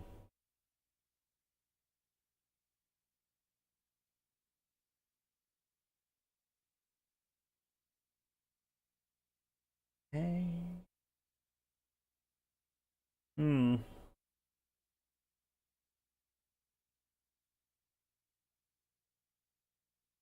What time is it? Oh, it's almost time to go check on our stuff. And by that I mean bring it in here so we can look at it in here. So I don't have to change a whole set around again.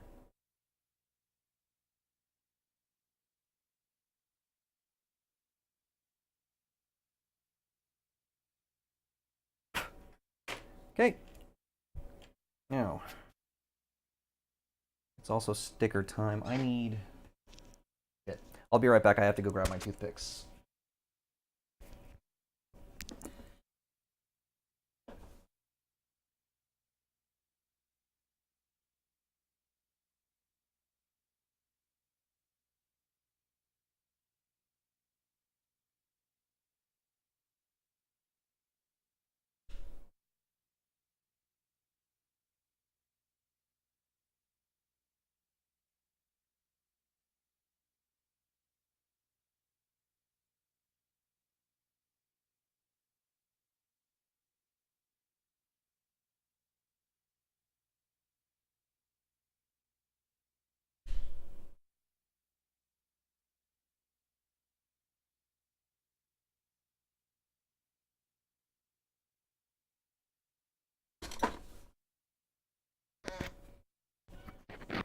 Toothpick get.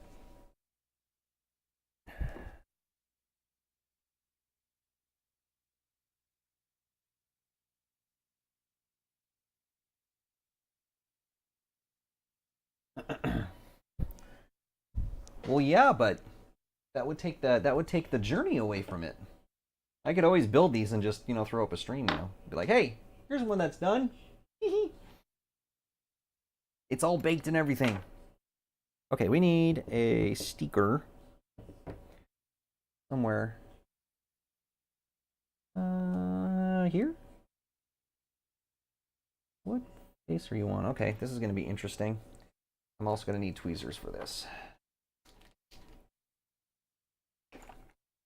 Here, tweezer, tweezer. Tweezer. You are sticker number 15.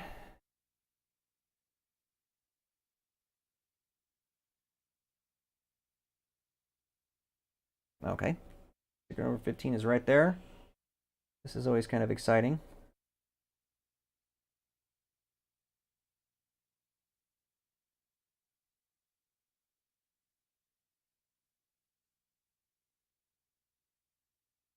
Go.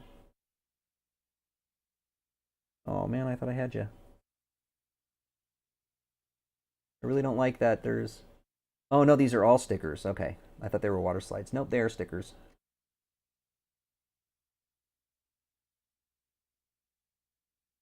Getting these things off can definitely be a challenge. Here we go. Oh, I think I got an edge. I don't want to mess with the edge though. There we go. I don't want to get it all crinkled up either.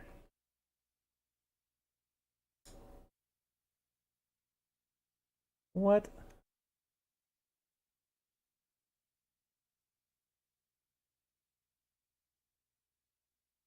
Okay, now I'm just confused. Did it straight stick to the backing paper, or am I missing something here?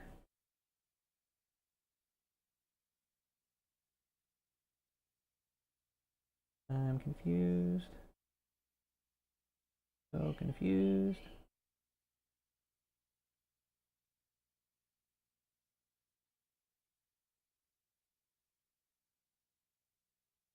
Is this some super secret Gundam thing I don't know about?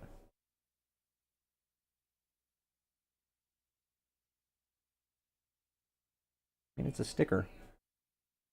Can it not just be removed from backing paper? Yeah, it says sticker on it even. Sticker! Let me see something here.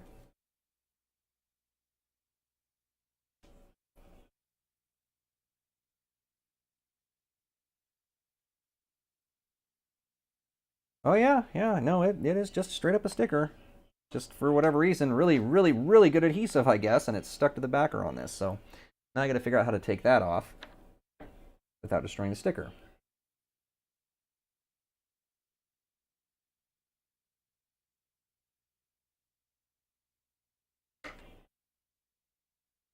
If I can... There we go. Metal blade.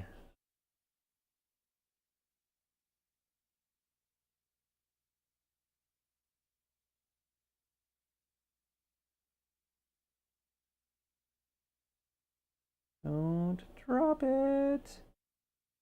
Oh, so close.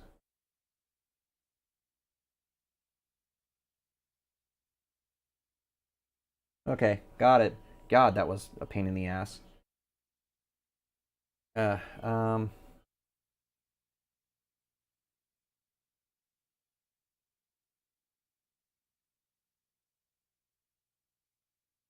ugh. And you go here.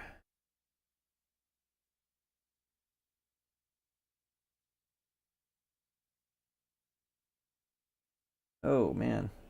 Thought I had that correctly. Clearly, I did not.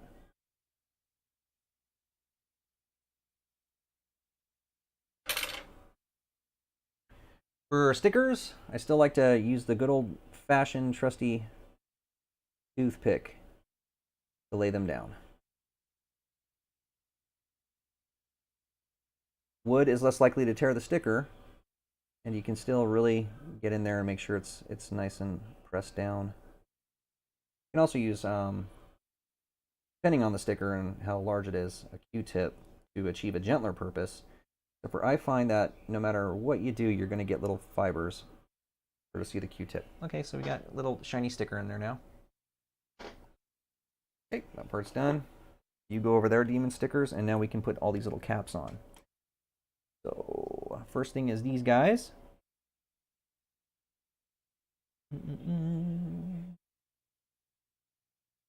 Which should be like a so.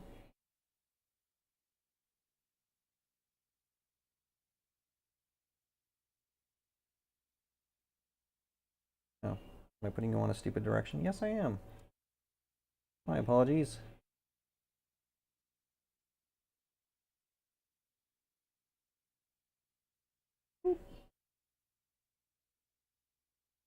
Hip joint. And we got these little two dudes.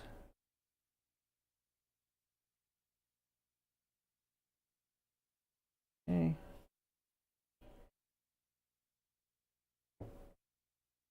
Who is who? Okay. You are inside. A chink. That's actually, it will say it's going to make a noise when you do this correctly. And this guy in what orientation? Go. Okay. Almost have a leg done. More stickers. H1 and H3.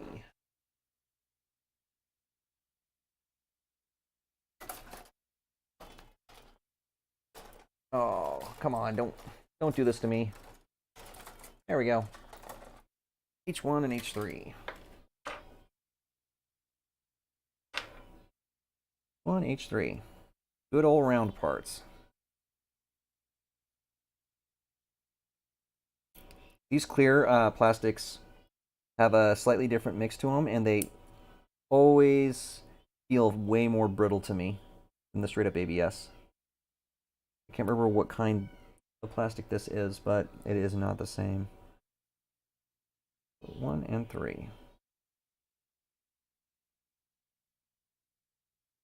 Oh, you can't see. Naturally. I'm doing everything off camera, guys.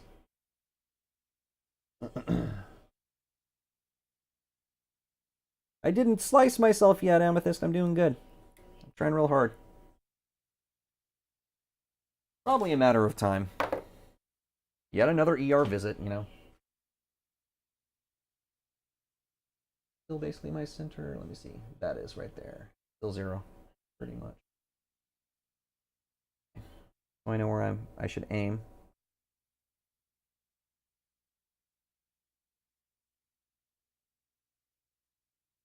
Good.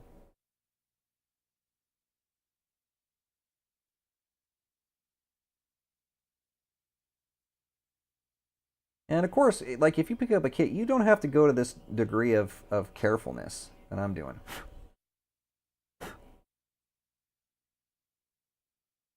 Nothing wrong with it, of course, if you decide you do want to go to a really high degree of carefulness. But I don't want anyone to get turned off thinking, oh my god, take forever to do. But yeah, if you do it like this, you don't have to deal with all this. You can just straight up cut them off the thing if you don't care about nub marks and stuff, you know?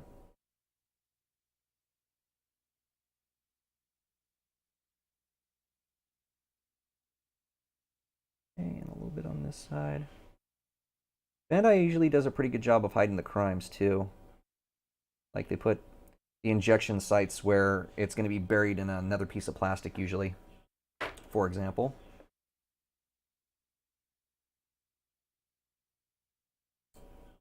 Ooh, that one went flying.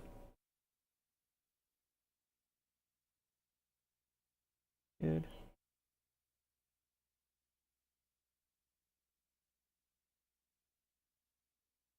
That one was good as well.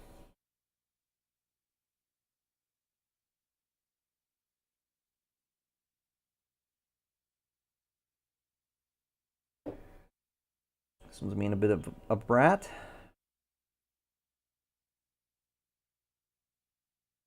A little bit of an edge here. Okay.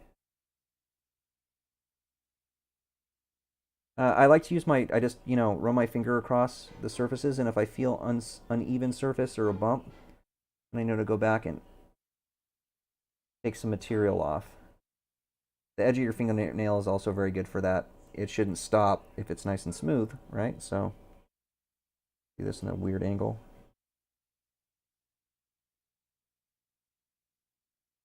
There we go. One more here. I'm completely off screen again, I'm sure.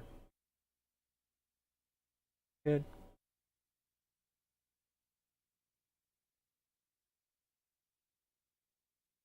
Okay.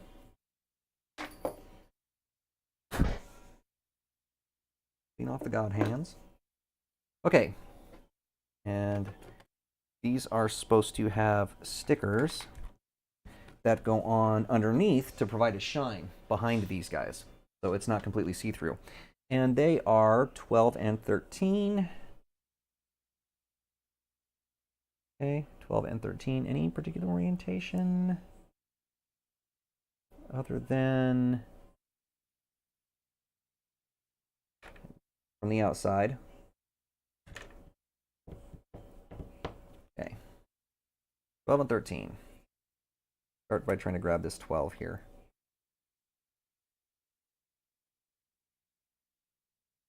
Man, that's a really intricate cutout. Yet.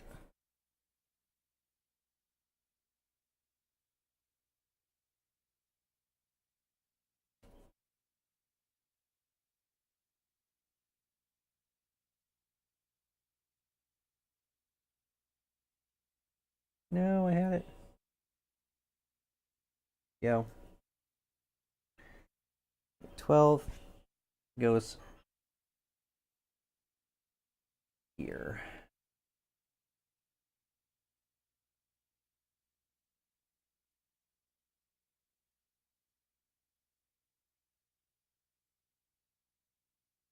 Actually, I don't even know if you can see it, but it's got text. That little thing in the center is actually discernible text. That is crazy.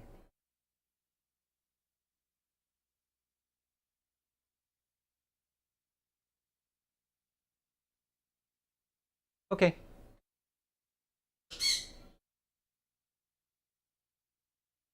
That crazy? All right.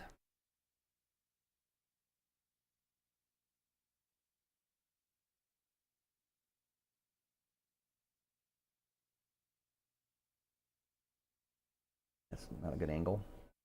Right this way. Good.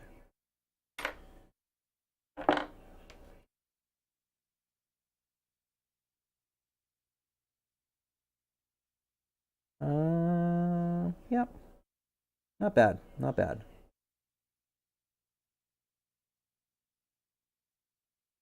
Okay, we got that dude in. Here's his cap. Nope, nope, I'm flipping it around wrong. There we go.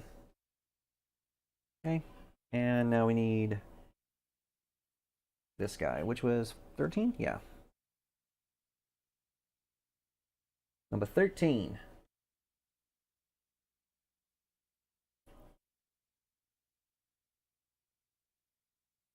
This one I can actually read. It says it has the 00 QAN Q on it.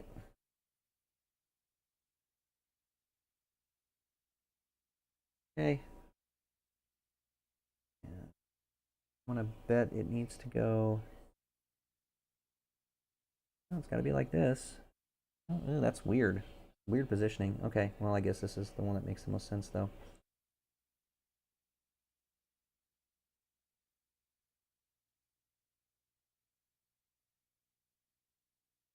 No, it's not a really good time, Jerry. Hi, Jerry. Pretty good. Just start in the middle and spiral out. Spiral out.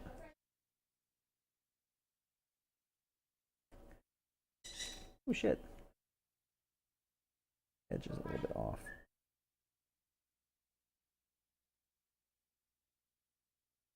Hey!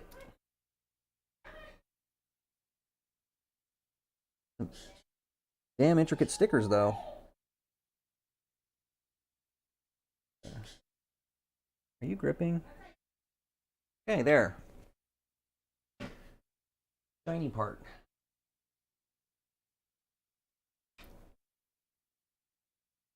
All right, so that is one leg. One leg down.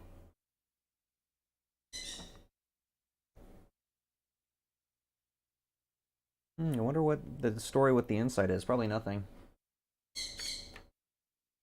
Okay, one leg down.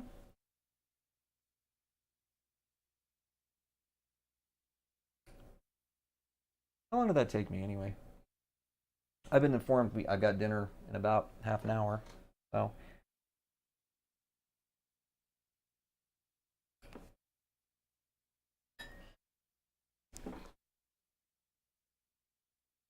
Deciding whether or not I want to start the next leg, which is fine. But I'm kind of planning on, just using this kit in between painting or something as we go.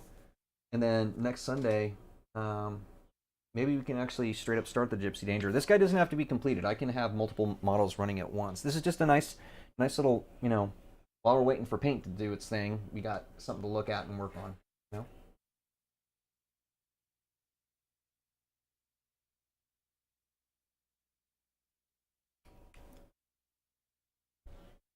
But we can go ahead and start left leg too. I don't see why not.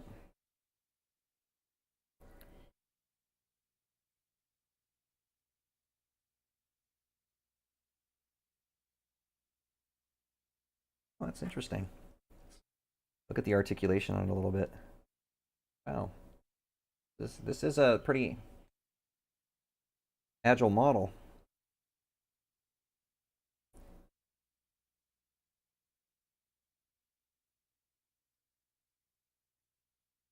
Ooh. Really impressive for such a small part, how much articulation it has. Okay.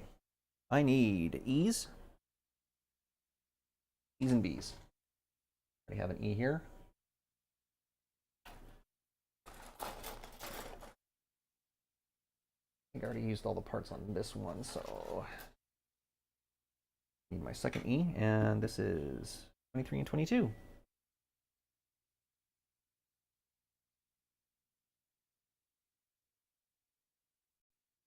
That's where we're at. Yeah, I can kind of keep it sort of in frame so you can see it a little bit. You can chill out over here for a sec. 322.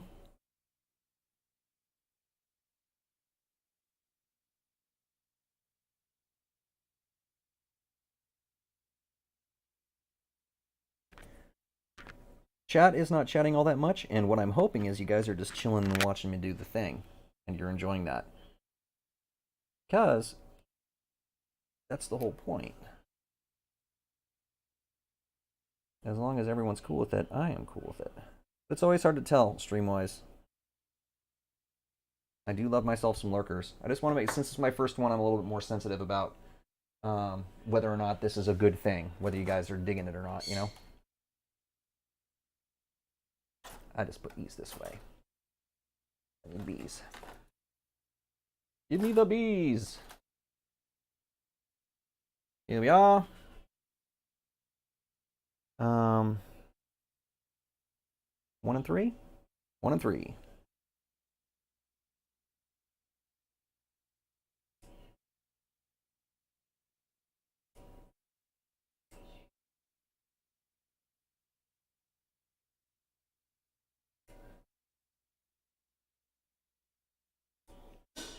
One and three, 1 and 3.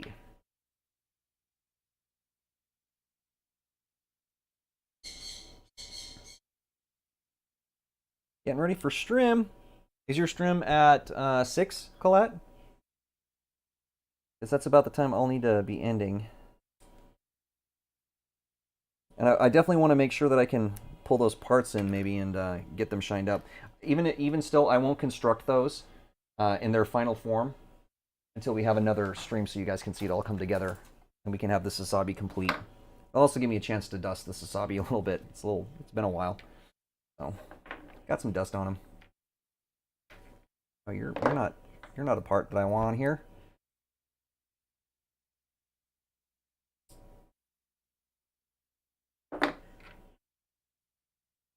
If you're on time, okay.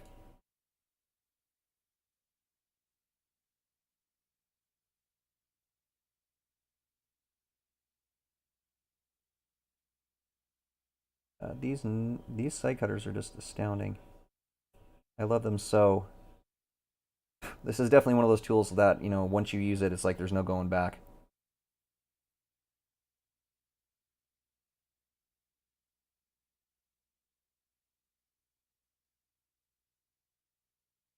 So unbelievably clean cuts. I love them so much.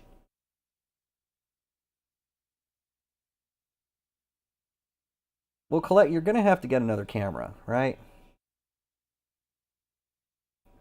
It's inevitable. Don't be afraid. Or have you not decided which one you want to get yet? I know you've been looking. But I thought you had a pretty clear idea on what you wanted for Black Friday. Now that I think about it.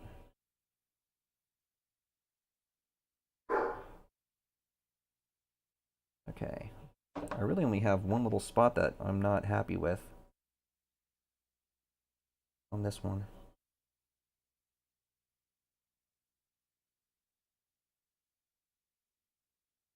I find that if you kind of drag the knife edge back, you can feel the click to where the thing is sticking up. That's causing a problem. Well, this is really good. This is not mine, but I'm going to get rid of it. I don't like it. There we go. Okay, that's good.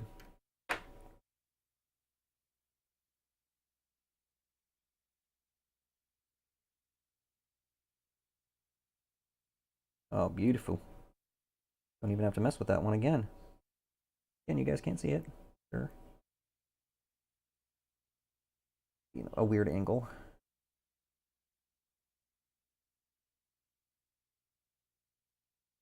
Oh yeah, baby.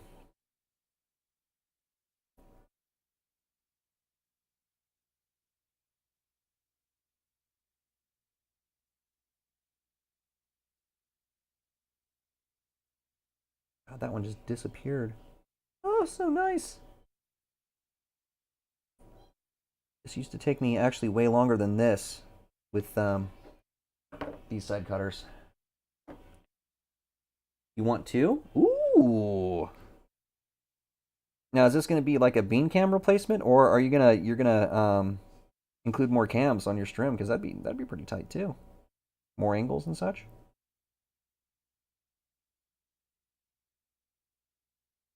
One's eh.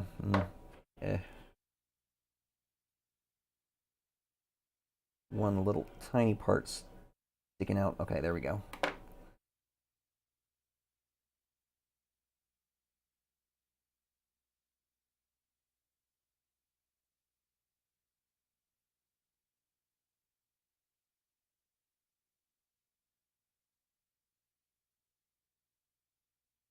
And the toe.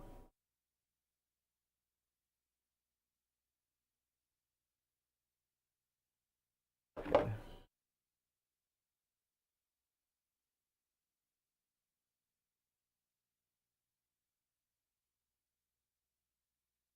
Good. Kind of awkward. Yeah.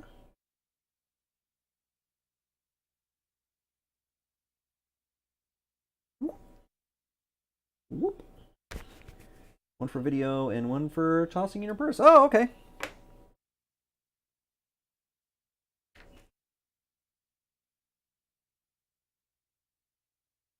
I recall you saying you don't have like the newest of phones, but you don't like to use your phone for pictures?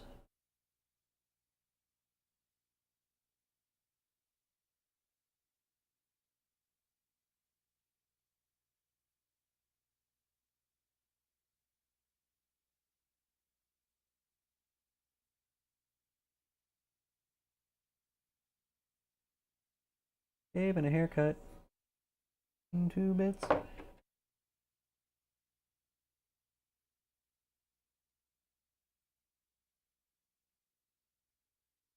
Phone camera sucks. Ah.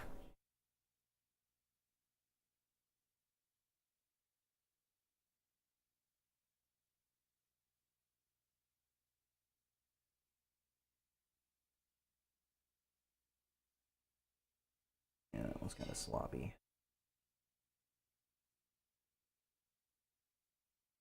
That helped.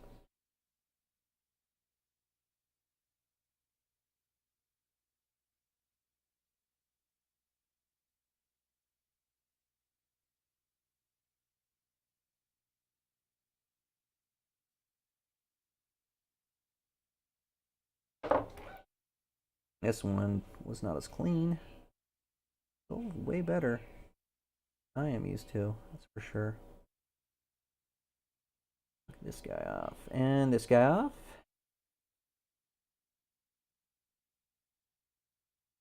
Angles.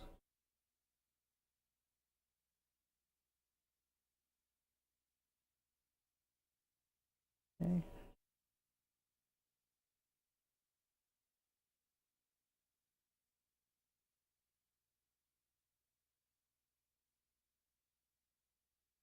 Okay.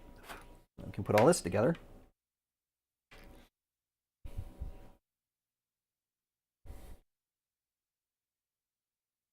Is going to be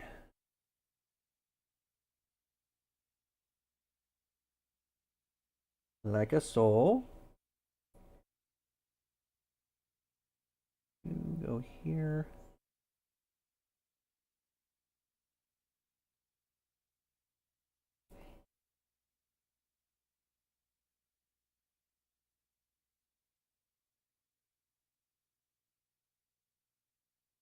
Okay.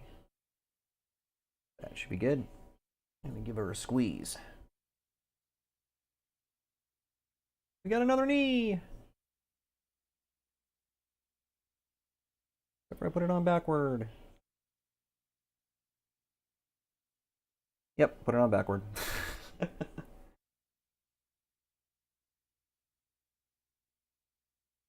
Luckily not hard to separate. Some of the bigger models, it's like, forget it. You need a forklift.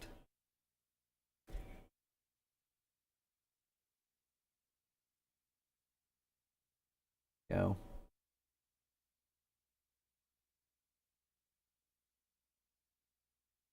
Get your knee right. Let me see here. Let me orient this correctly.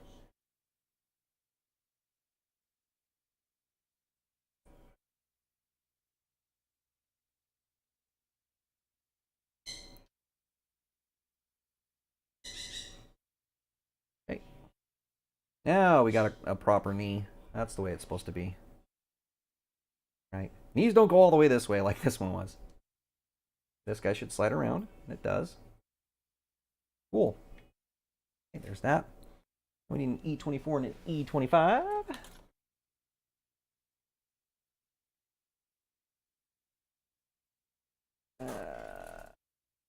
Are the one I have not used yet.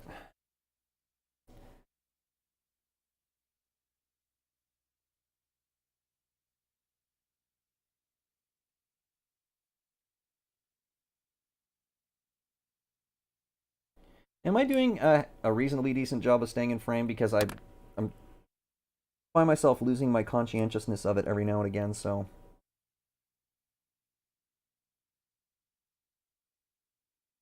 If you're going to watch the process, I want you to be able to see it, you know?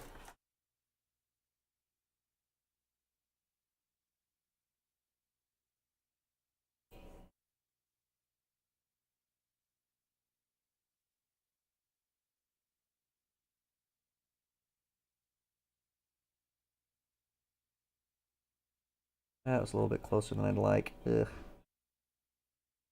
All right. Knee fix with knife.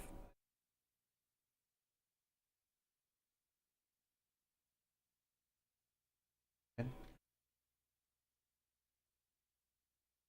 Okay, cool. Thank you, Colette.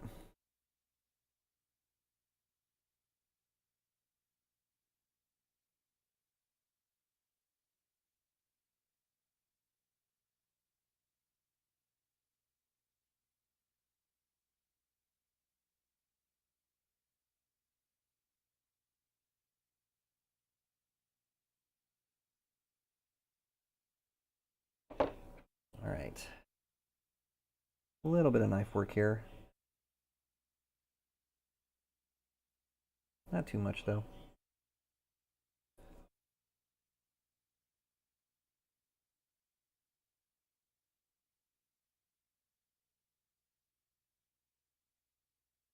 Good.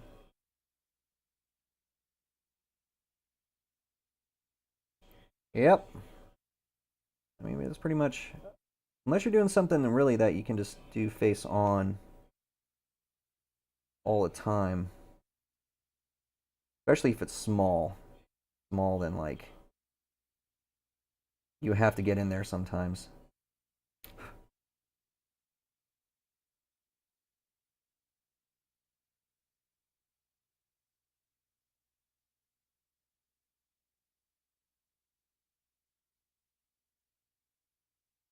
Oh, that was a good one.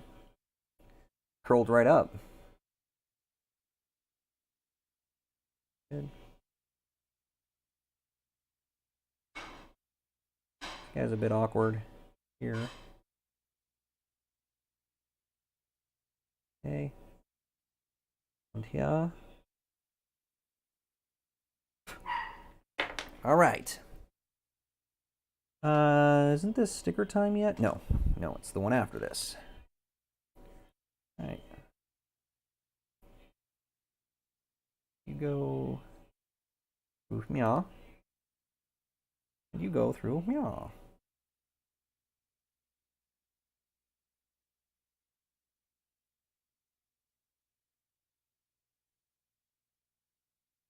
Okay. Clear off some of this plastic dust. 27, 28, 31, 32.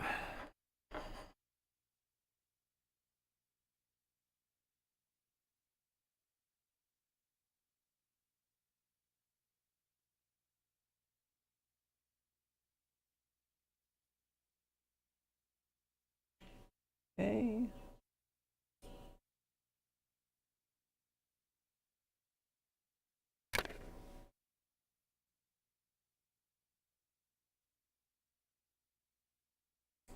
Now, I learned from the previous ones that these little round parts have pretty awkward angles, so I think I'm actually going to try to go after those angles right off the bat. Every once in a while, that can make a problem to be not a problem at all. Belay the problem. The way that they inject these is right at this angle. Oh yeah, baby, that's what we want. That's a little edge I can easily deal with using a knife. Thusly. Okay.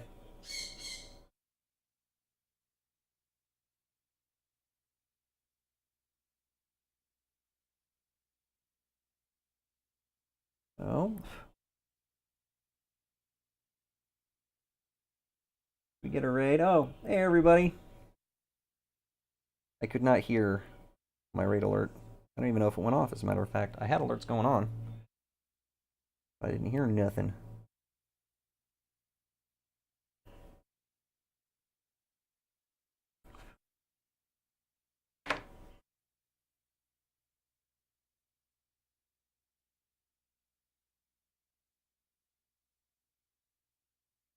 Welcome to the Gunpla stream, where you can't see what I'm doing. I keep forgetting to show you what I'm doing. Right. It's not true.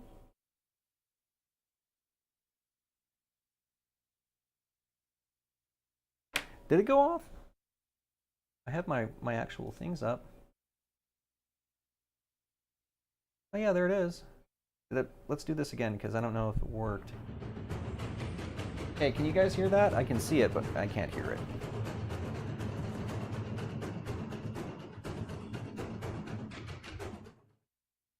Okay, it looked like it worked. Thank you.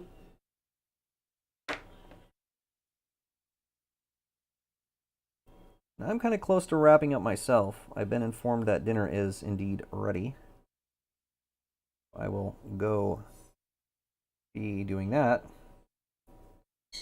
I would like to get this last part done real quick, though, and go get the parts so we can shine them up. Oh, that's actually really good. I'm not going to screw with that at all. That turned out really nice. Just the way I did it. Just a little bit of shape, though. You know?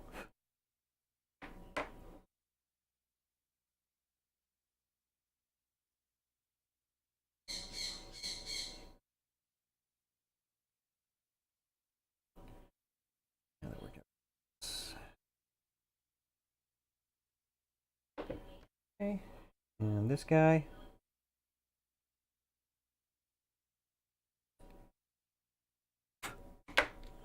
Okay.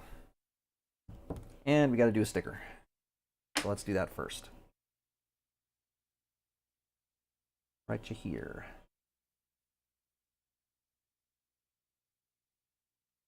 And it's 15. It's just the brother of the other leg. Leg bro. Being really ornery. There we go. Got it. I'm not a fan of that angle.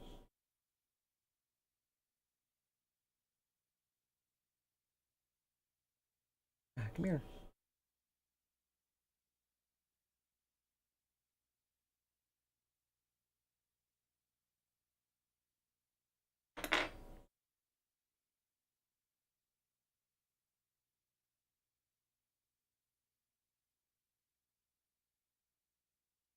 Careful.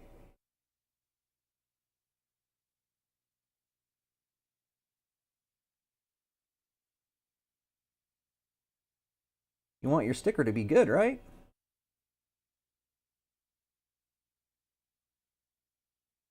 This hyperchromy sticker.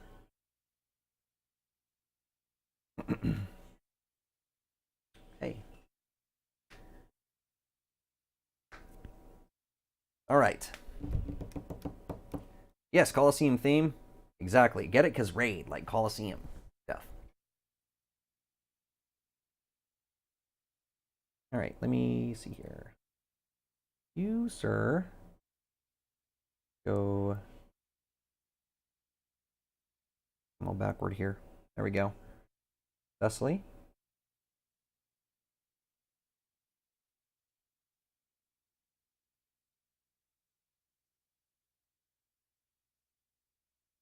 Really?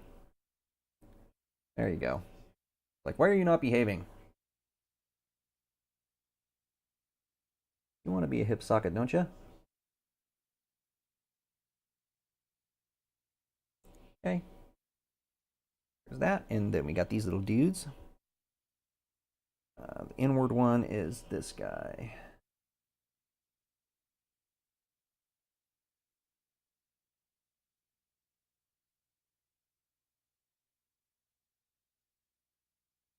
Yeah.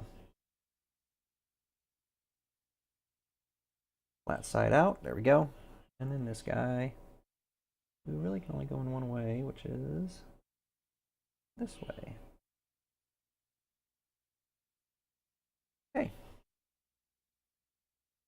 Now we just need the H's. And the stickers for the H's, which we have here. Whoa! H1 and H3, isn't it? Yes, it is.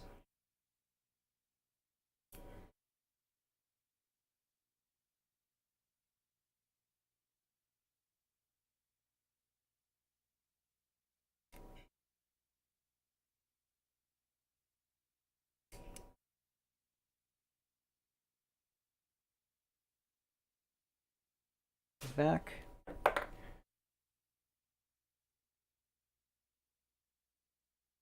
And these have the angle thing going on, so I'm just gonna go with the angle. See how that does for us.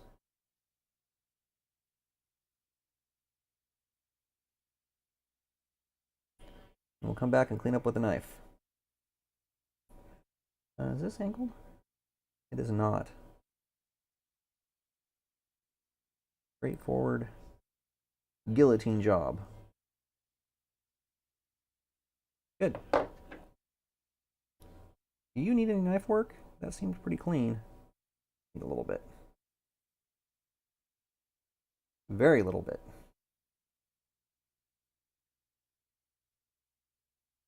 It's your robot war machine. You can do whatever you want. You want a squirrel to live right in here? A squirrel can live right in there. You want an army of hamsters making this thing move? It's your world.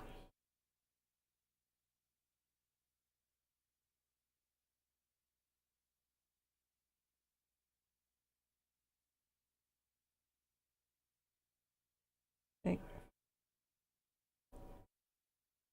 Oh, this one's... I hate it when it's... Ugh, okay. Well, gonna have to go side saddle, I suppose. Just the most awkward way to trim. But it's just the perfect angle.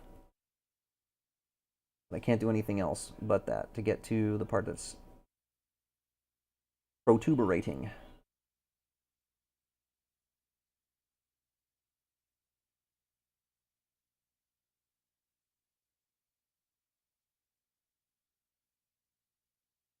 Okay, that's good. Must apply stickers here. Let's start with 12 again. It's small and it's not easy to get out of this thing. You know, very, very, very detailed sticker. Cannot believe they managed to do this with the size of these things. You guys probably can't see that too well. Okay. That's good.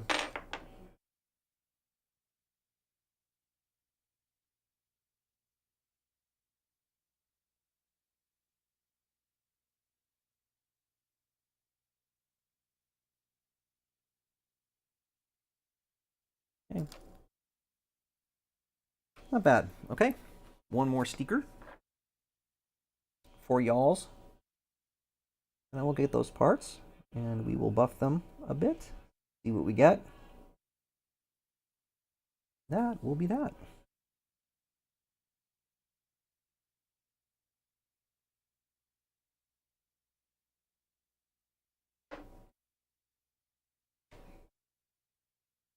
Kind of accurate putting these stickers in. You can see, right, getting this tab to line up perfectly with that. I mean, you're looking at the tip of a toothpick right now, so it gives you a sense of the scale of this thing.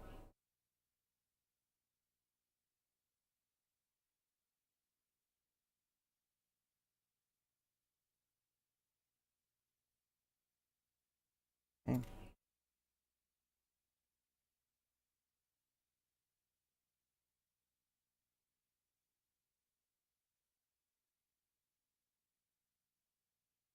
I think that worked. Yep. One. Here comes shiny number 2. That's the shiniest number 2 I ever done seen. Okay, we got legs. Left and right. Wrong way. Woo! Back it up. Left and right. Show me Serakana. Cool. Okay, so progress made. We are now to step 3 on this, but we're going to hold off on that for now. I'm going to go grab those painted parts and a cotton cloth. We're going to see what we ended up with. I'll be right back.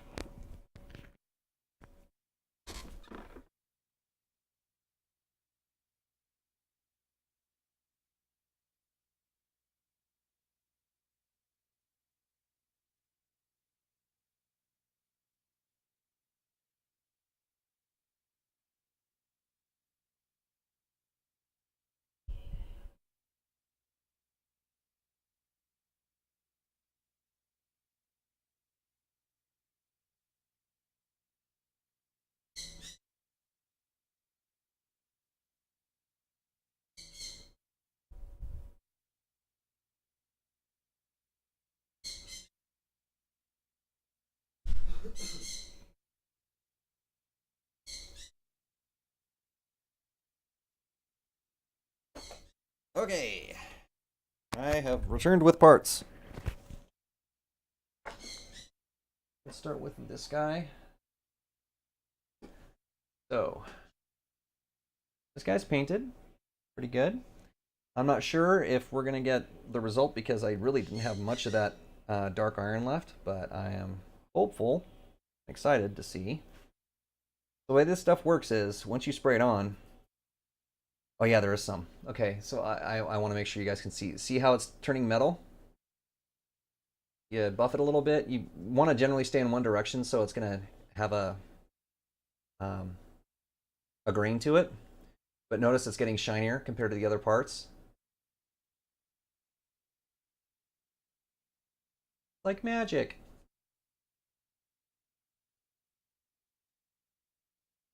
Oh yeah, baby.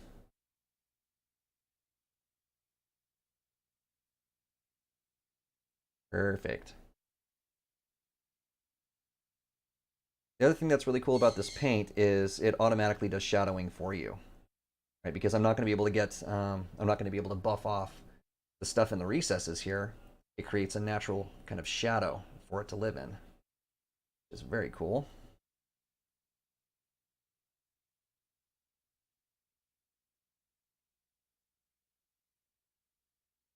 I don't know how the camera's going to pick this up, but you can see the result is it's definitely this dark metallic kind of thing without it being like hyperchromy and artificially metally. It looks a lot more like official bona fide metal. Do another part here. Boop. How this guy turned out.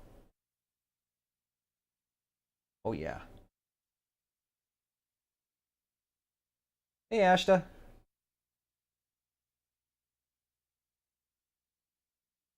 Magic trick. Just like that, we got shiny plastic.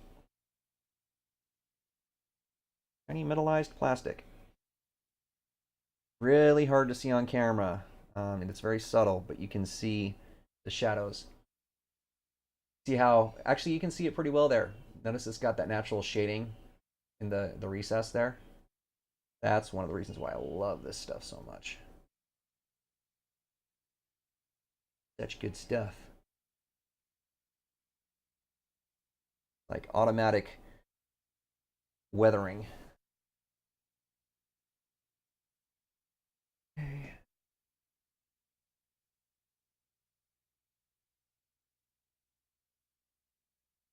Now before, I am going to wipe all this stuff off, but we need to let this stuff cure before I assemble it. At least I want to let it cure.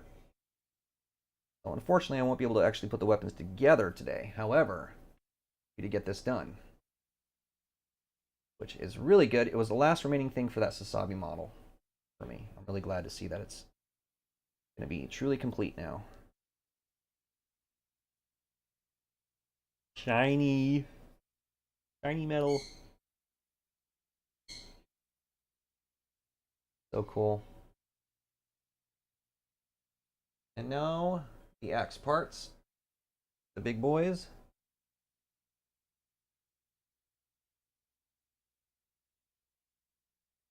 Really excited for these parts. Oh yeah, that's good. Yes, that's what I wanted. I didn't want it overly shiny.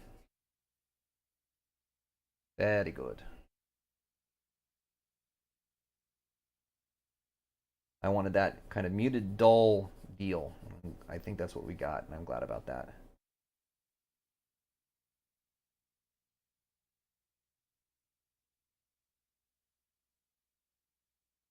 Like airbrush rub and buff without the wax part.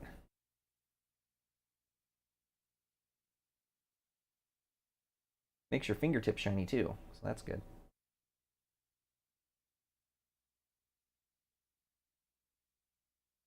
Good. And one last.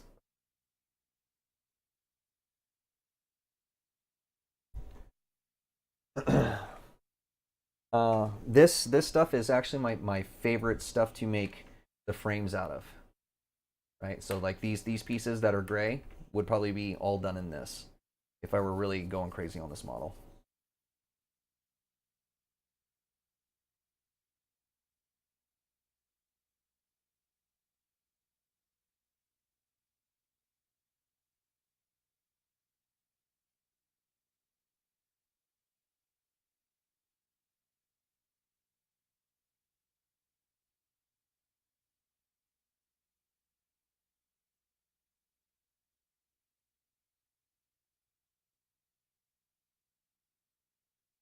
And of course, the more you clean it, the less of the black powder you got on it, so you can get it looking cleaner. I like my metals to be still a little bit dirty, right? So you can get the shadows and the edges. Like this thing has been used before.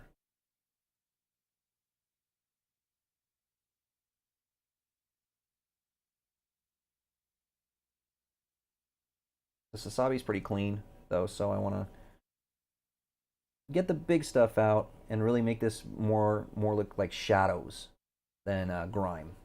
If I didn't want that, then I would actually not go crazy with the cotton as bad, and I would probably go back and put some Starship filth on it as well, oil paint.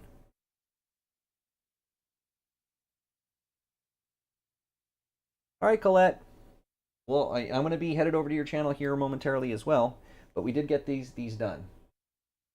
Right, so it's kind of subtle, but it actually does look like this little small metal piece. I'm very pleased with this. And this will be the axe for our part. This is the axe and shield parts that we had to finish up. But these guys are going to need to cure for a little bit longer. I like to give it a day, and I'll probably just throw a protective coat of some kind on it. And then next time we have a gunpla thing, we can assemble all the weaponry together and put them on the Sazabi. And I think that'd be pretty cool. But for now, we did start the QAN T, and we got the legs done. That took me what, like 2 hours to get these 2 legs done. That's one of the things. If you want to get really detailed on these kits, it's going to take a while to be prepared for that. But the payoff's worth it. It is a lot of fun. Tremendously awesome. Okay, so with that being said, I have dinner waiting for me. And I'm not sure if on yet or not. But I'll keep this going, and I'll send this over to Colette so we can watch her do some Hollow Knight. In the meantime, I can get all this stuff sorted out and cleaned a bit.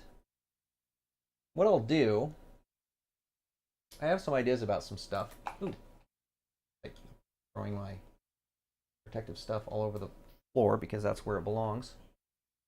I've got plenty of other kits to do. This is one of them.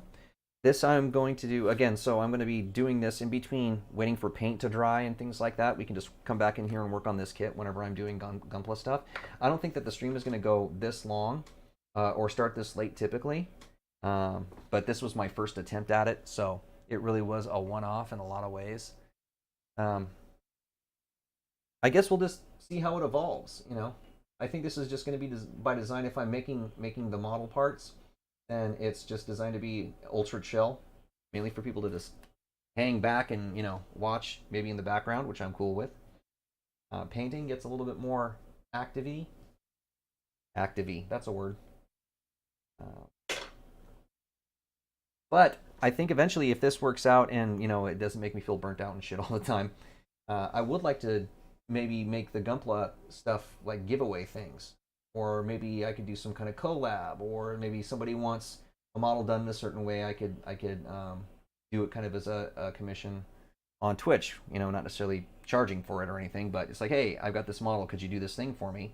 That might be cool. I think the giveaway part would be fun. And the giveaway could be either just straight up like a kit, or a kit that I put together. I'm not sure. I haven't really thought through it that much, but it makes sense that this is a thing we could do. So, I mean, why not? Why not, right? Yeah. All this is set up. Probably should try to get some of this metal off my fingers before I start typing on things. A clean corner of cloth.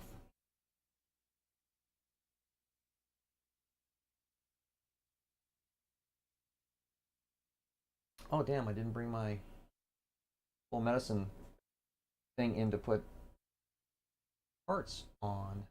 Here, you guys can look at them while I find a place to stick them. Tiny. Like any painted part too, they always look much better in person. Cameras are hard to pick up on some of this stuff. Overall, I'm pretty happy with that. I like it. Only took an hour to paint these 5 pieces. Good God.